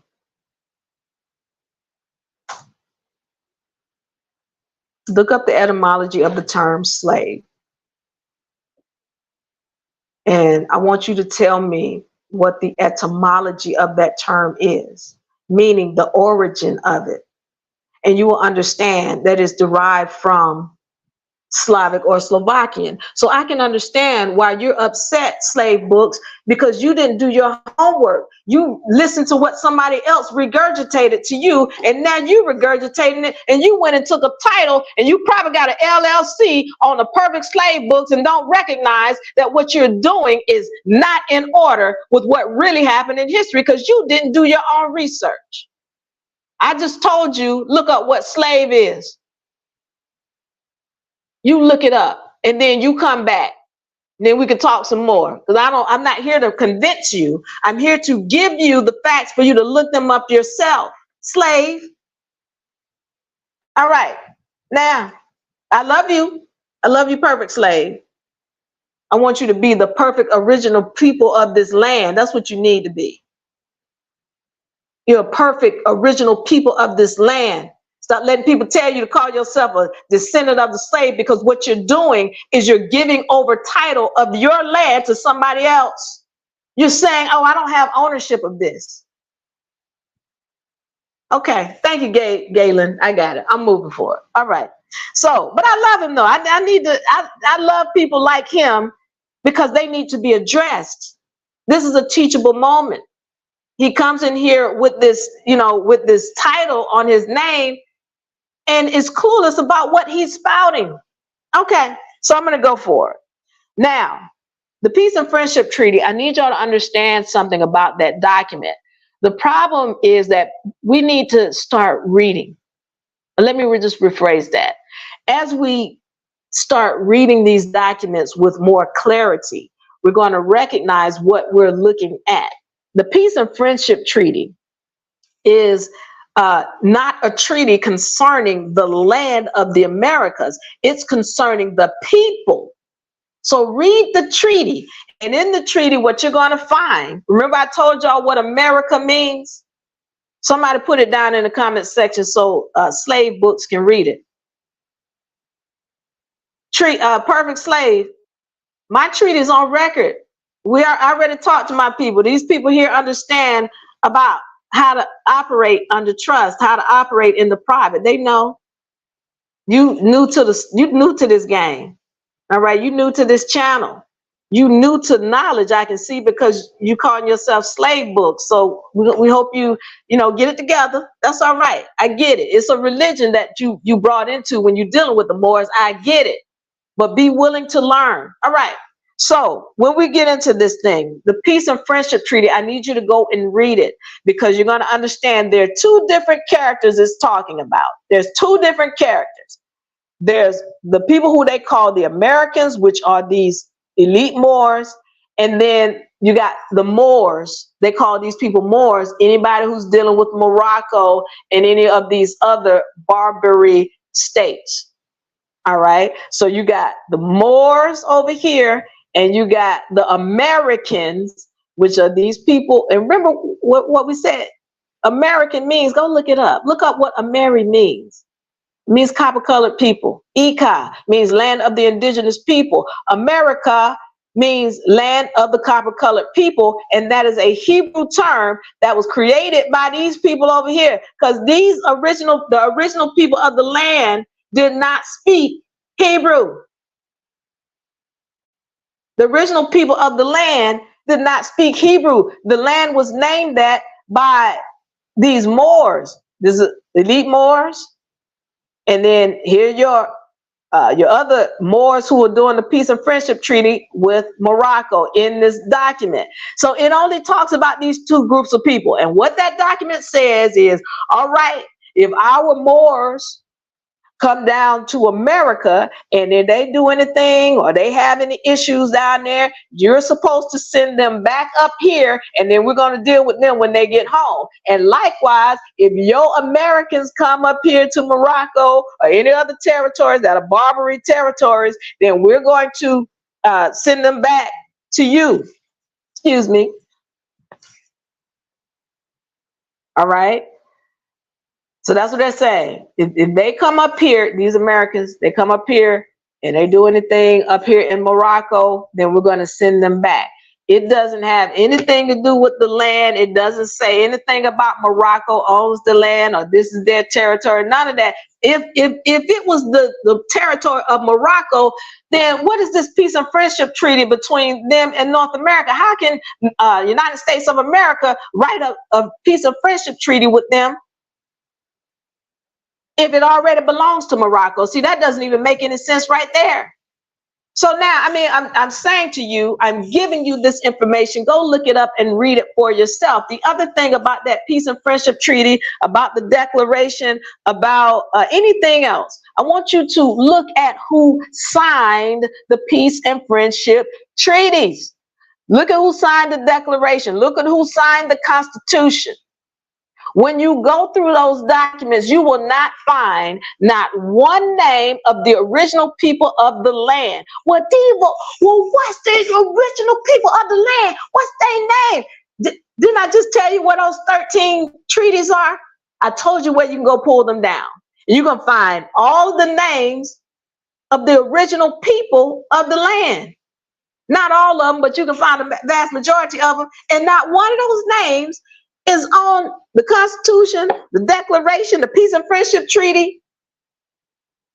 They got Smith and Williams and Johnson and Jones and all these other names, but none of them are of the original people of the land. And let's be clear, this is law. When we're dealing with land, the only people who have the right to make any kind of contract concerning the land are the original people of the land. So if you're telling me you got 3 contracts, Declaration, Constitution, Peace and Friendship Treaty, if any of them are concerning the land, it is null and void. Because none of the original people of the land signed any of those contracts. None of them. So this is why I'm saying to you, listen, if you don't know law, That's how they duping you, because you don't know law. You running around calling yourself black, Negro, colored, descendant of the slave, African American, minority, all these names, these titles you're taking on. You're not understanding the legal ramifications of them.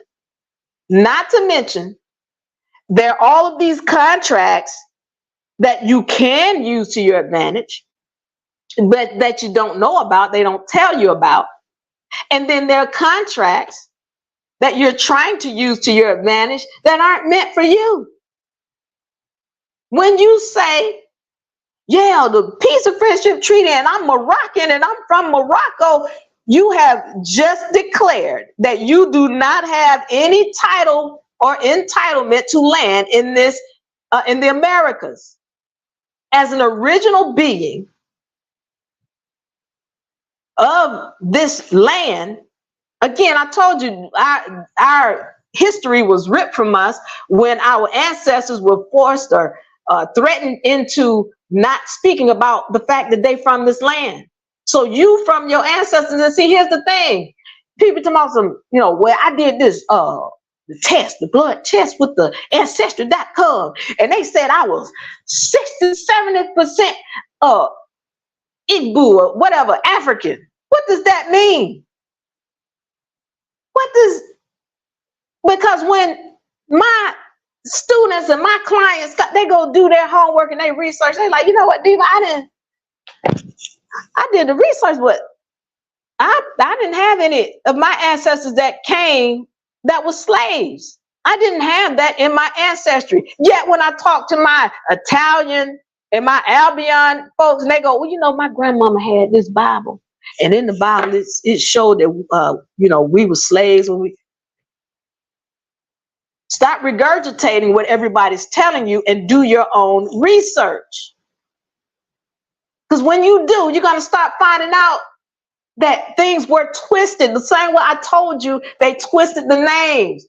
What you know of as Africa used to be Europe. What you know of as Europe used to be Africa.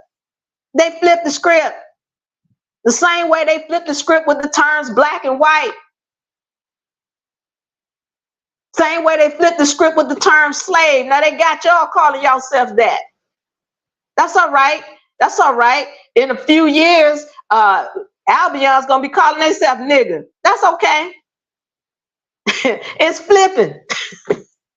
They want to be you. All right. Let me continue.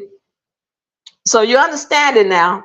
We went over the Peace and Friendship Treaty. We went over George Washington's letter to Morocco, and understanding one more thing about that letter to Morocco that you need to recognize.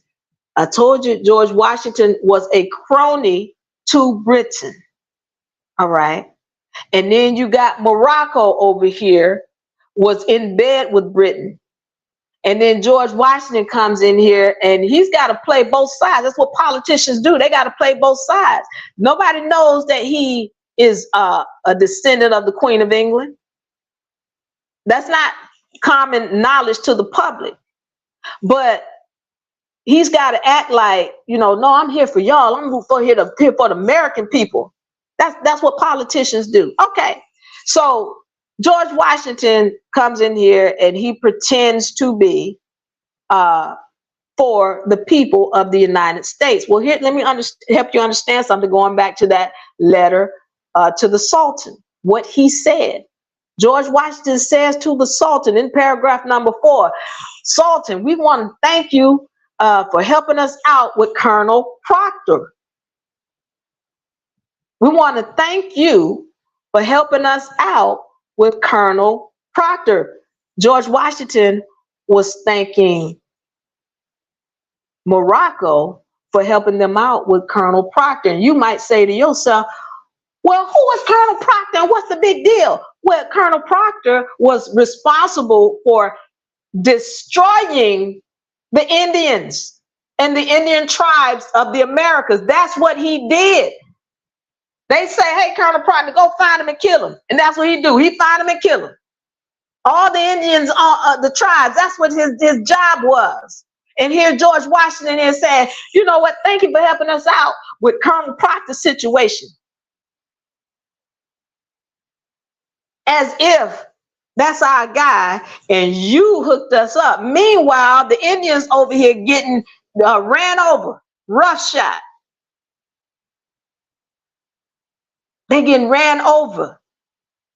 And George Washington is a part of that run over. And you want to tell me how he's thanking Morocco, and Morocco is somehow a friend to the people, the Indians of this land? I don't see it. I don't see it.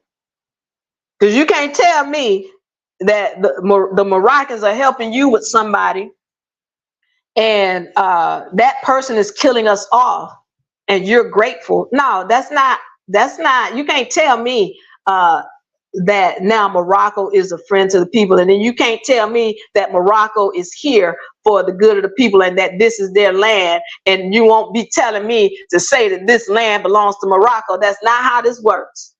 And you haven't shown me not one thing on paper. Where is your proof, slave books?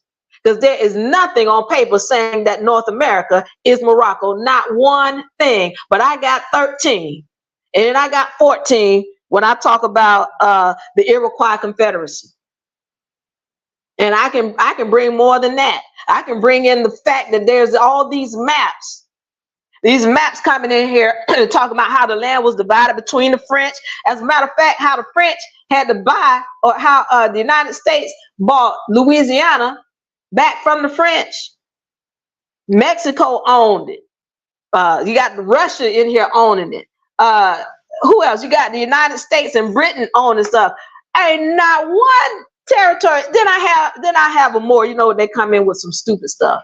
They go, look here, Diva, look on this map. And it'd be a little dot. And you got to squish to see. You're like, okay, what does it say? And then it'll say, Mauritania. But that doesn't say Morocco. No, but it's Mauritania. It's the same thing. It's M-O-O-M-M. Hey, wait a minute. Wait a minute. You showing me a dot on the map that say Mauritania? It doesn't even say Morocco, but you want to claim that that is Moroccan territory, but that's a dot. Look at all this other territory up here that everybody else is claiming. And how is it you saying all of North America is Morocco when that dot is the only thing that you believe that they can claim?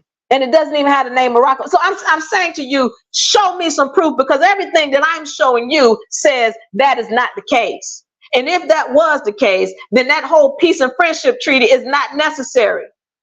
Because in that peace and friendship treaty, it wasn't talking about the land at all. Go read it. Go read it. Then tell me how it's talking about the land, when everything is talking about are the people of the land. All right. Anybody got any questions? If you got questions, let me know. Slave Books, I love you. If you want to have a conversation, let me know. Hit me up in the inbox. We'll have a conversation. All right, let me get ready to get out of here and close this up. My bottom line is that there's enough documentation to show that North America is not Morocco.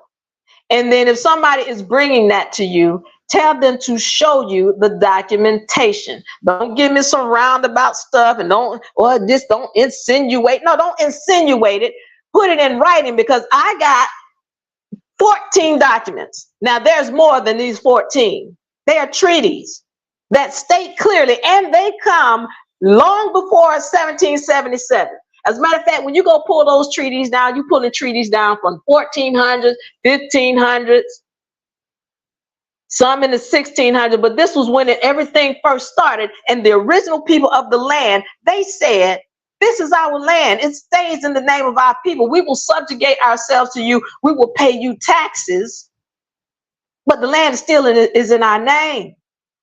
And it's still in the name of the original people to this day. The problem is the descendants of the original people are fast asleep.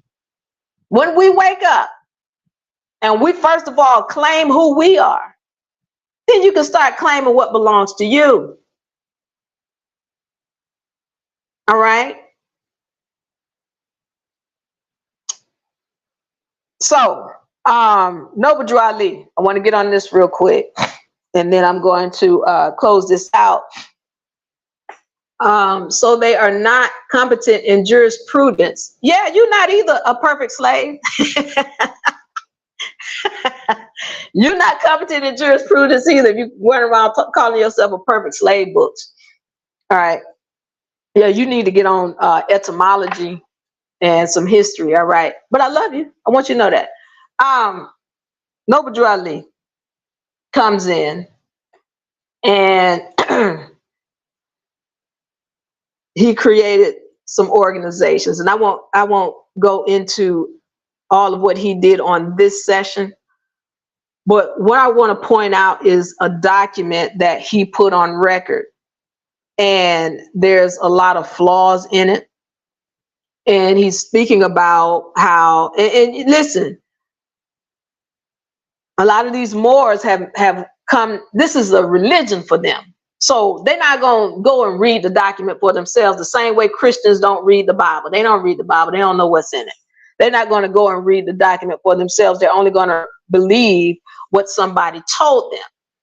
And so I need to point out that there were flaws in that document, just as I pointed out to the Christians that there are flaws in the Bible. And of course, they don't want to hear that because that shakes their whole foundation. Well, I understand it's the same thing with some of you people who call yourselves Moors. So pay attention. He says, Noble Drew Ali, in his document that he's sent into Congress, that the people came from another land and then we met up with our relatives, and so now we are one. And so now we the owners of this land by default. Okay, there's a flaw in that theory. Again, I say to you, if you want to come with the argument that, oh, we're all related, that's fine. But if the houses get separated, grandmama over here and grandmama's sister end up separating and her family go off that way. Grandmama has established her house over here. Grandmama's sister children can't just come over here and bust in on the house and be like, oh, well, we want this room, we want that room over there, we want that room. That's not how that works. You don't get to just bust in and then say, oh, we claiming this as Moors. Going back to the treaties, the name of this land, or the land, is in the name of the original people to this day. It is under treaty. And if you can't tie back to those original people, then you are not a descendant of this land and you do not have entitlement to it. Furthermore, what you are calling yourself will establish whether you have entitlement to this land or not. If you're calling yourself black, you're saying you're dead. If you're calling yourself colored, you're saying you're fake. If you're calling yourself Negro, you're really saying that you're an Albion. If you're saying you're African American, you just said you're an orphan. If you said you're a minority, you just said you're an imbecile and have no standing in law.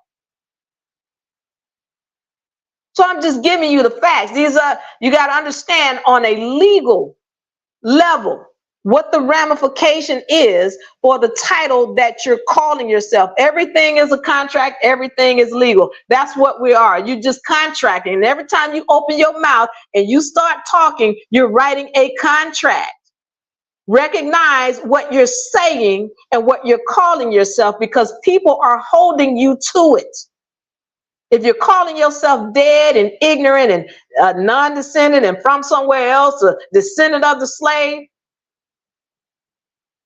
then understand why you get that treatment.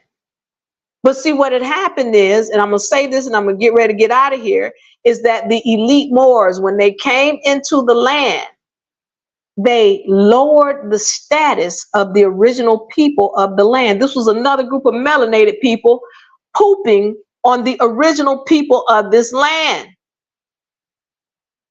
So the original people of this land,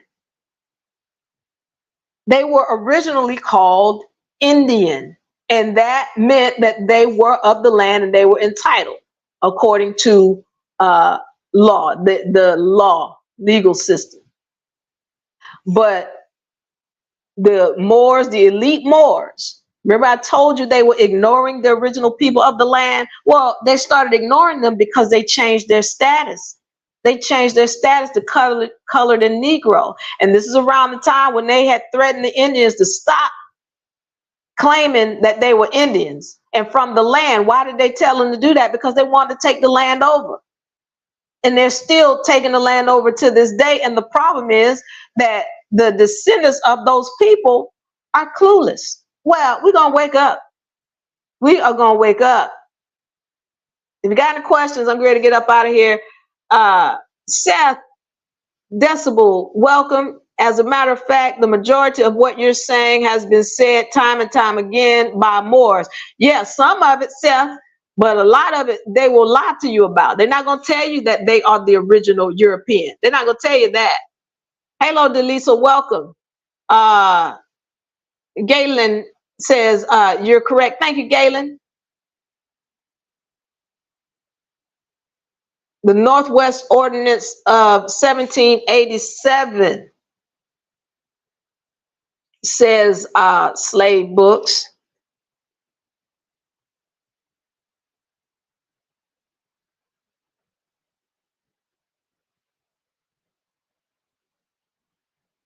All right. And by the way, if you have any other questions or anything, make sure you put it in the comment section. Let's see. Natin, welcome, welcome.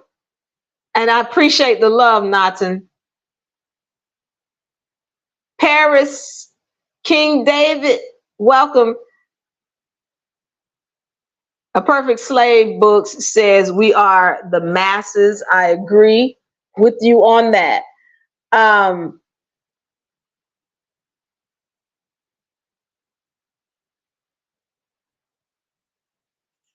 Okay. All right, I'm just checking to see if I have any questions. If I do, if y'all have any comments. And once again, there are maps that when we post this, you're going to be able to see how this territory had been divided up. And this was before 1777, and Morocco didn't have not nary territory listed as theirs. My Indian name too, Feathers GB, son of the ancient. All right, Galen.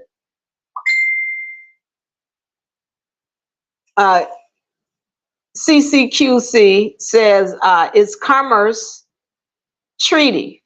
It's a commerce treaty. Right.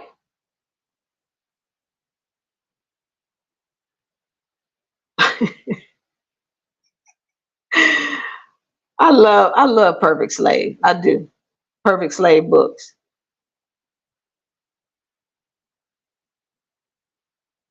In America, Perfect Slave book says, America you are speaking is in the Webster's Dictionary 1828. Thank you, A Perfect Slave. See, now he's backing up what I'm saying. Thank you, or he or she.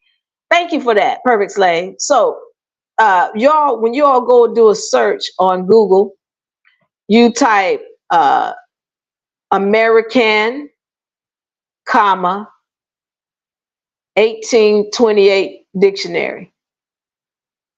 American, comma, 1828 dictionary. And what you're going to find is that in there it's showing you that the term American was originally applied to your copper-colored people. And then the Albions started taking on the term, which was never meant for them. Once again, a flipping of the terms. I hope y'all getting this, because it's all throughout our history where these terms get flipped And if you're not doing your research, you calling yourself things and not recognizing it, and then you wonder, well, what you know, Black Lives Matter, and they treating us like we ain't worth nothing, because you keep saying you ain't worth nothing. You keep saying it. Legally, you keep saying it. Once again, Black, African American, colored, Negro, descendant of the slave, minority, all these are titles, and they have meanings that are different from what you think they mean. Legally, they are different than what you think they mean. All right, show the treaty. Listen, A Perfect Slave, in case you came in late, I want you to find this link. It's called UNARepublic.com/docs, DOCS. When you go there, there's a list of treaties there. There are 13 of them in that list. Also, you're going to find the Iroquois Confederacy there. And you're also going to find that notice that was written by the Indian Confederacy when, you know, just after the United States, those who were running the United States had degraded their status from Indian to colored and Negro so that they can take over their states. All right, that was melanated people who did that to another melanated people.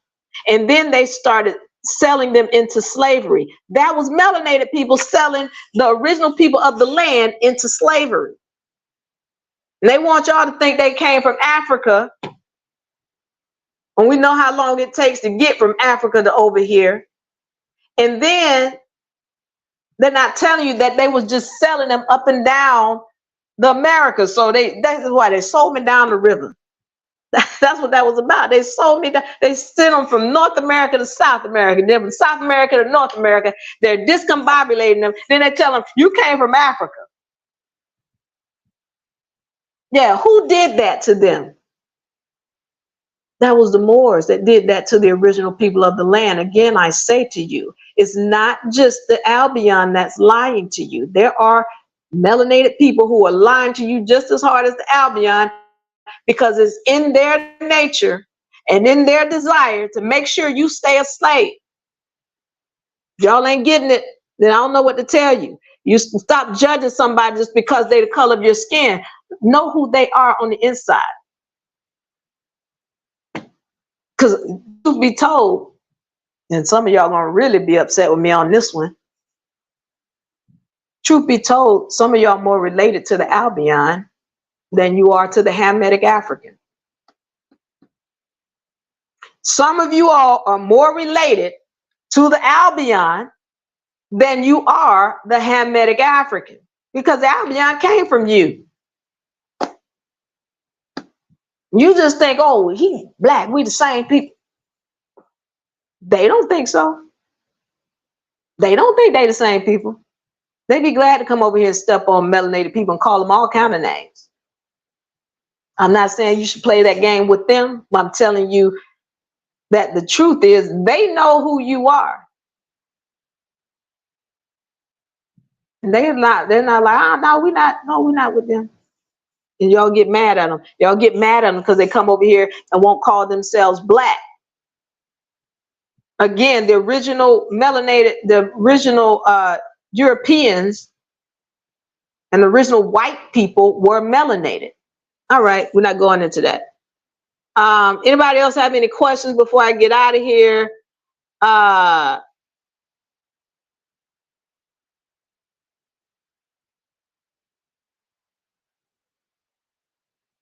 Let's see. Perfect Slave is talking again. Let me.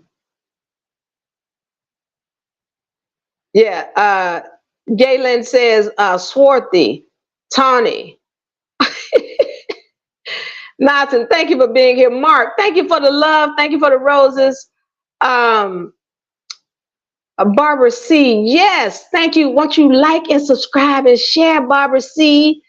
How do you purchase the book? Thank you for that. You can find us, you can find the link in the bio. This is the UNA Beginner Law book. So you can find the link in the bio.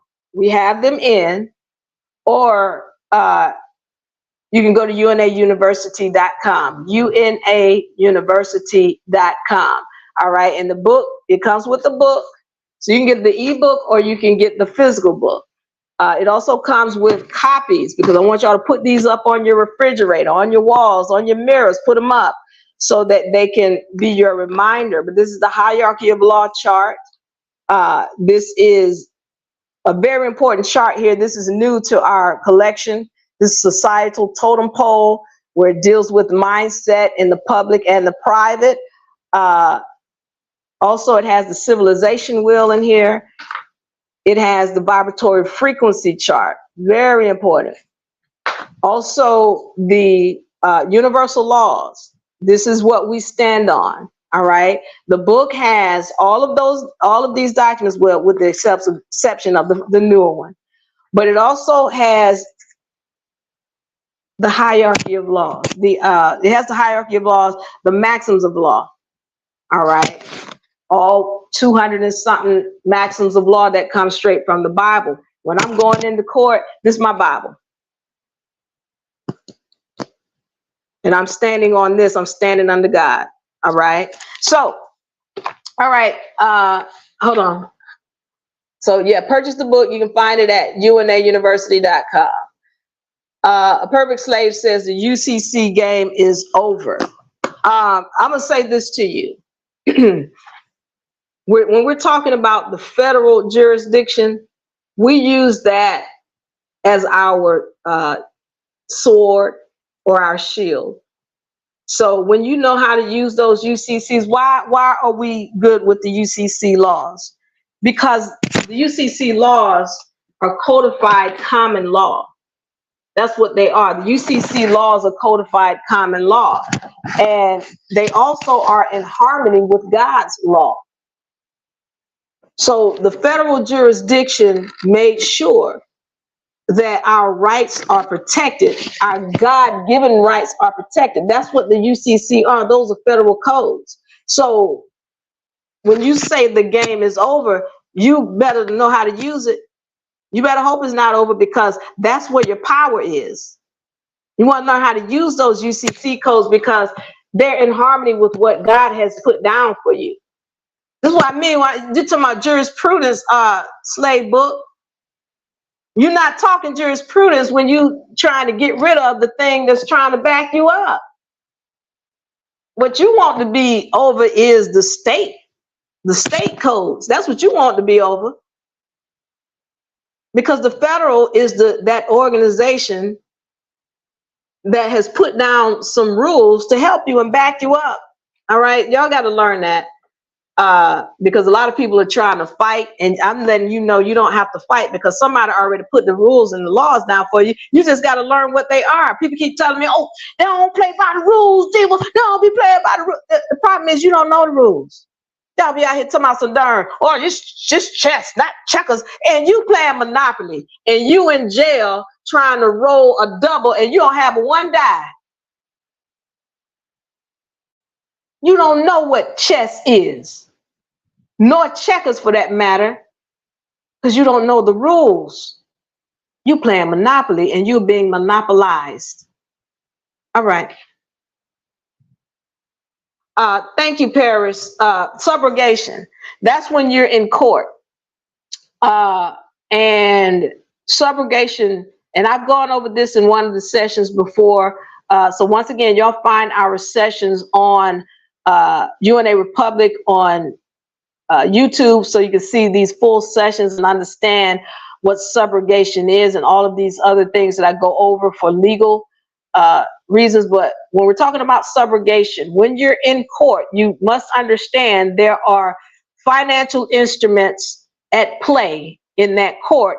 And especially if you are the defendant and the state is coming at you, or any of these other so-called governmental agencies, every last financial instrument that they have created, which is worth millions of dollars, it's in your name and belongs to you. You just don't ever know the claimant. And that's when that term subrogation comes into play, if you ever find yourself in court. All right, I hope I answered that question.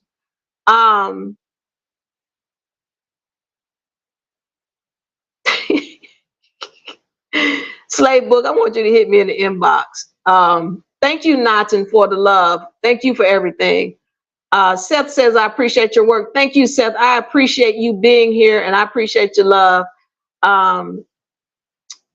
All right, so let me get to my friend in here, Slave Books. I want you to hit me in the inbox, and I hope if you ever want to have a conversation, let's have it. It's not my desire to upset you. I'm just here to give the facts so that people can go study them. I'm not here to convince you. I just want to give you the information, and I have given out a lot of information. I've given you a link, and we've actually set up information in at that link for you to go and pull it down yourself. All right. So, you know, I'm not trying to convince you, friend. I'm just here to give you the facts. And I know it's, you know, it shakes your foundation, but we got to be willing to study before we knee jerk on this information. Michaela says, so I guess I have no business being here. Thank you for your information. I did gain. Okay. Thank you, Michaela. If you talking about, oh, she's a light-skinned woman. You got business here. What you talking about? You a child of God? Then you got business here. I don't, nothing that we speak about is discriminatory. As a matter of fact, as an Albion, you need to understand what's going on, because melanated people, they're coming back into power. And one of the things we're not understanding is the spiritual thing that's going on here. At one point, melanated people were on top, as we sing when we do our true history, and the fact that all the original royalty was melanated people, and the Moors were the ones who were running the country. And all, when we understand that, melanated people were on top, and the Albion was on the bottom doing dirt, especially when we understand that Albions learned everything they know from melanated people. So this is a spiritual game, because when you give them dirt, they get the opportunity to turn it back on you. That's why you see Albions doing what they're doing. Okay, but everybody has their time, and at some point it's gonna switch back over, and melanated people gonna be back running stuff. Well, when we get back up there, we need to be operating in our right mind. That's why we ended up in this place in the first place. Well, we're not coming back to this place again. We're not going to be in a situation where we're on the bottom and we're getting beaten. We have all these negative things happen to us. It happened because of what we did to them. But a lot of people don't get that. So yeah, Michaela, just because you light skinned, yeah, you need to be here. You need to understand what the term slave meant. And you need to do the research on your history, and you might find out that you got some secrets or some things that you didn't know. The book is $39.99. So go ahead and get that book, and it comes with those wonderful tools in it, the information. Divine, thank you for sharing the live. I'm going to get out of here. I'm just reading all the questions before I go, because in the treaties they are Christian nations as British. Yeah. Okay. No. They talked about Christians in that treaty, the Treaty of Peace and Friendship. It's got, like I said, so-called Americans, which were those people who were running the United States of America, and then it's got the so-called Moors, and then it had the Christians. It spoke about the Christians, but the main topics were the Americans and the Moors. Those are the main people that they were dealing with, and I'm not even sure about who the Christians were. They, you know, we made to think that they were Albions, but you do need to understand that when we're talking about Christianity, Judaism, Buddhism, all of those come from melanated men. The melanated male, Islam, all of that comes from the melanated male. So when we talk about Christianity, melanated folks created that.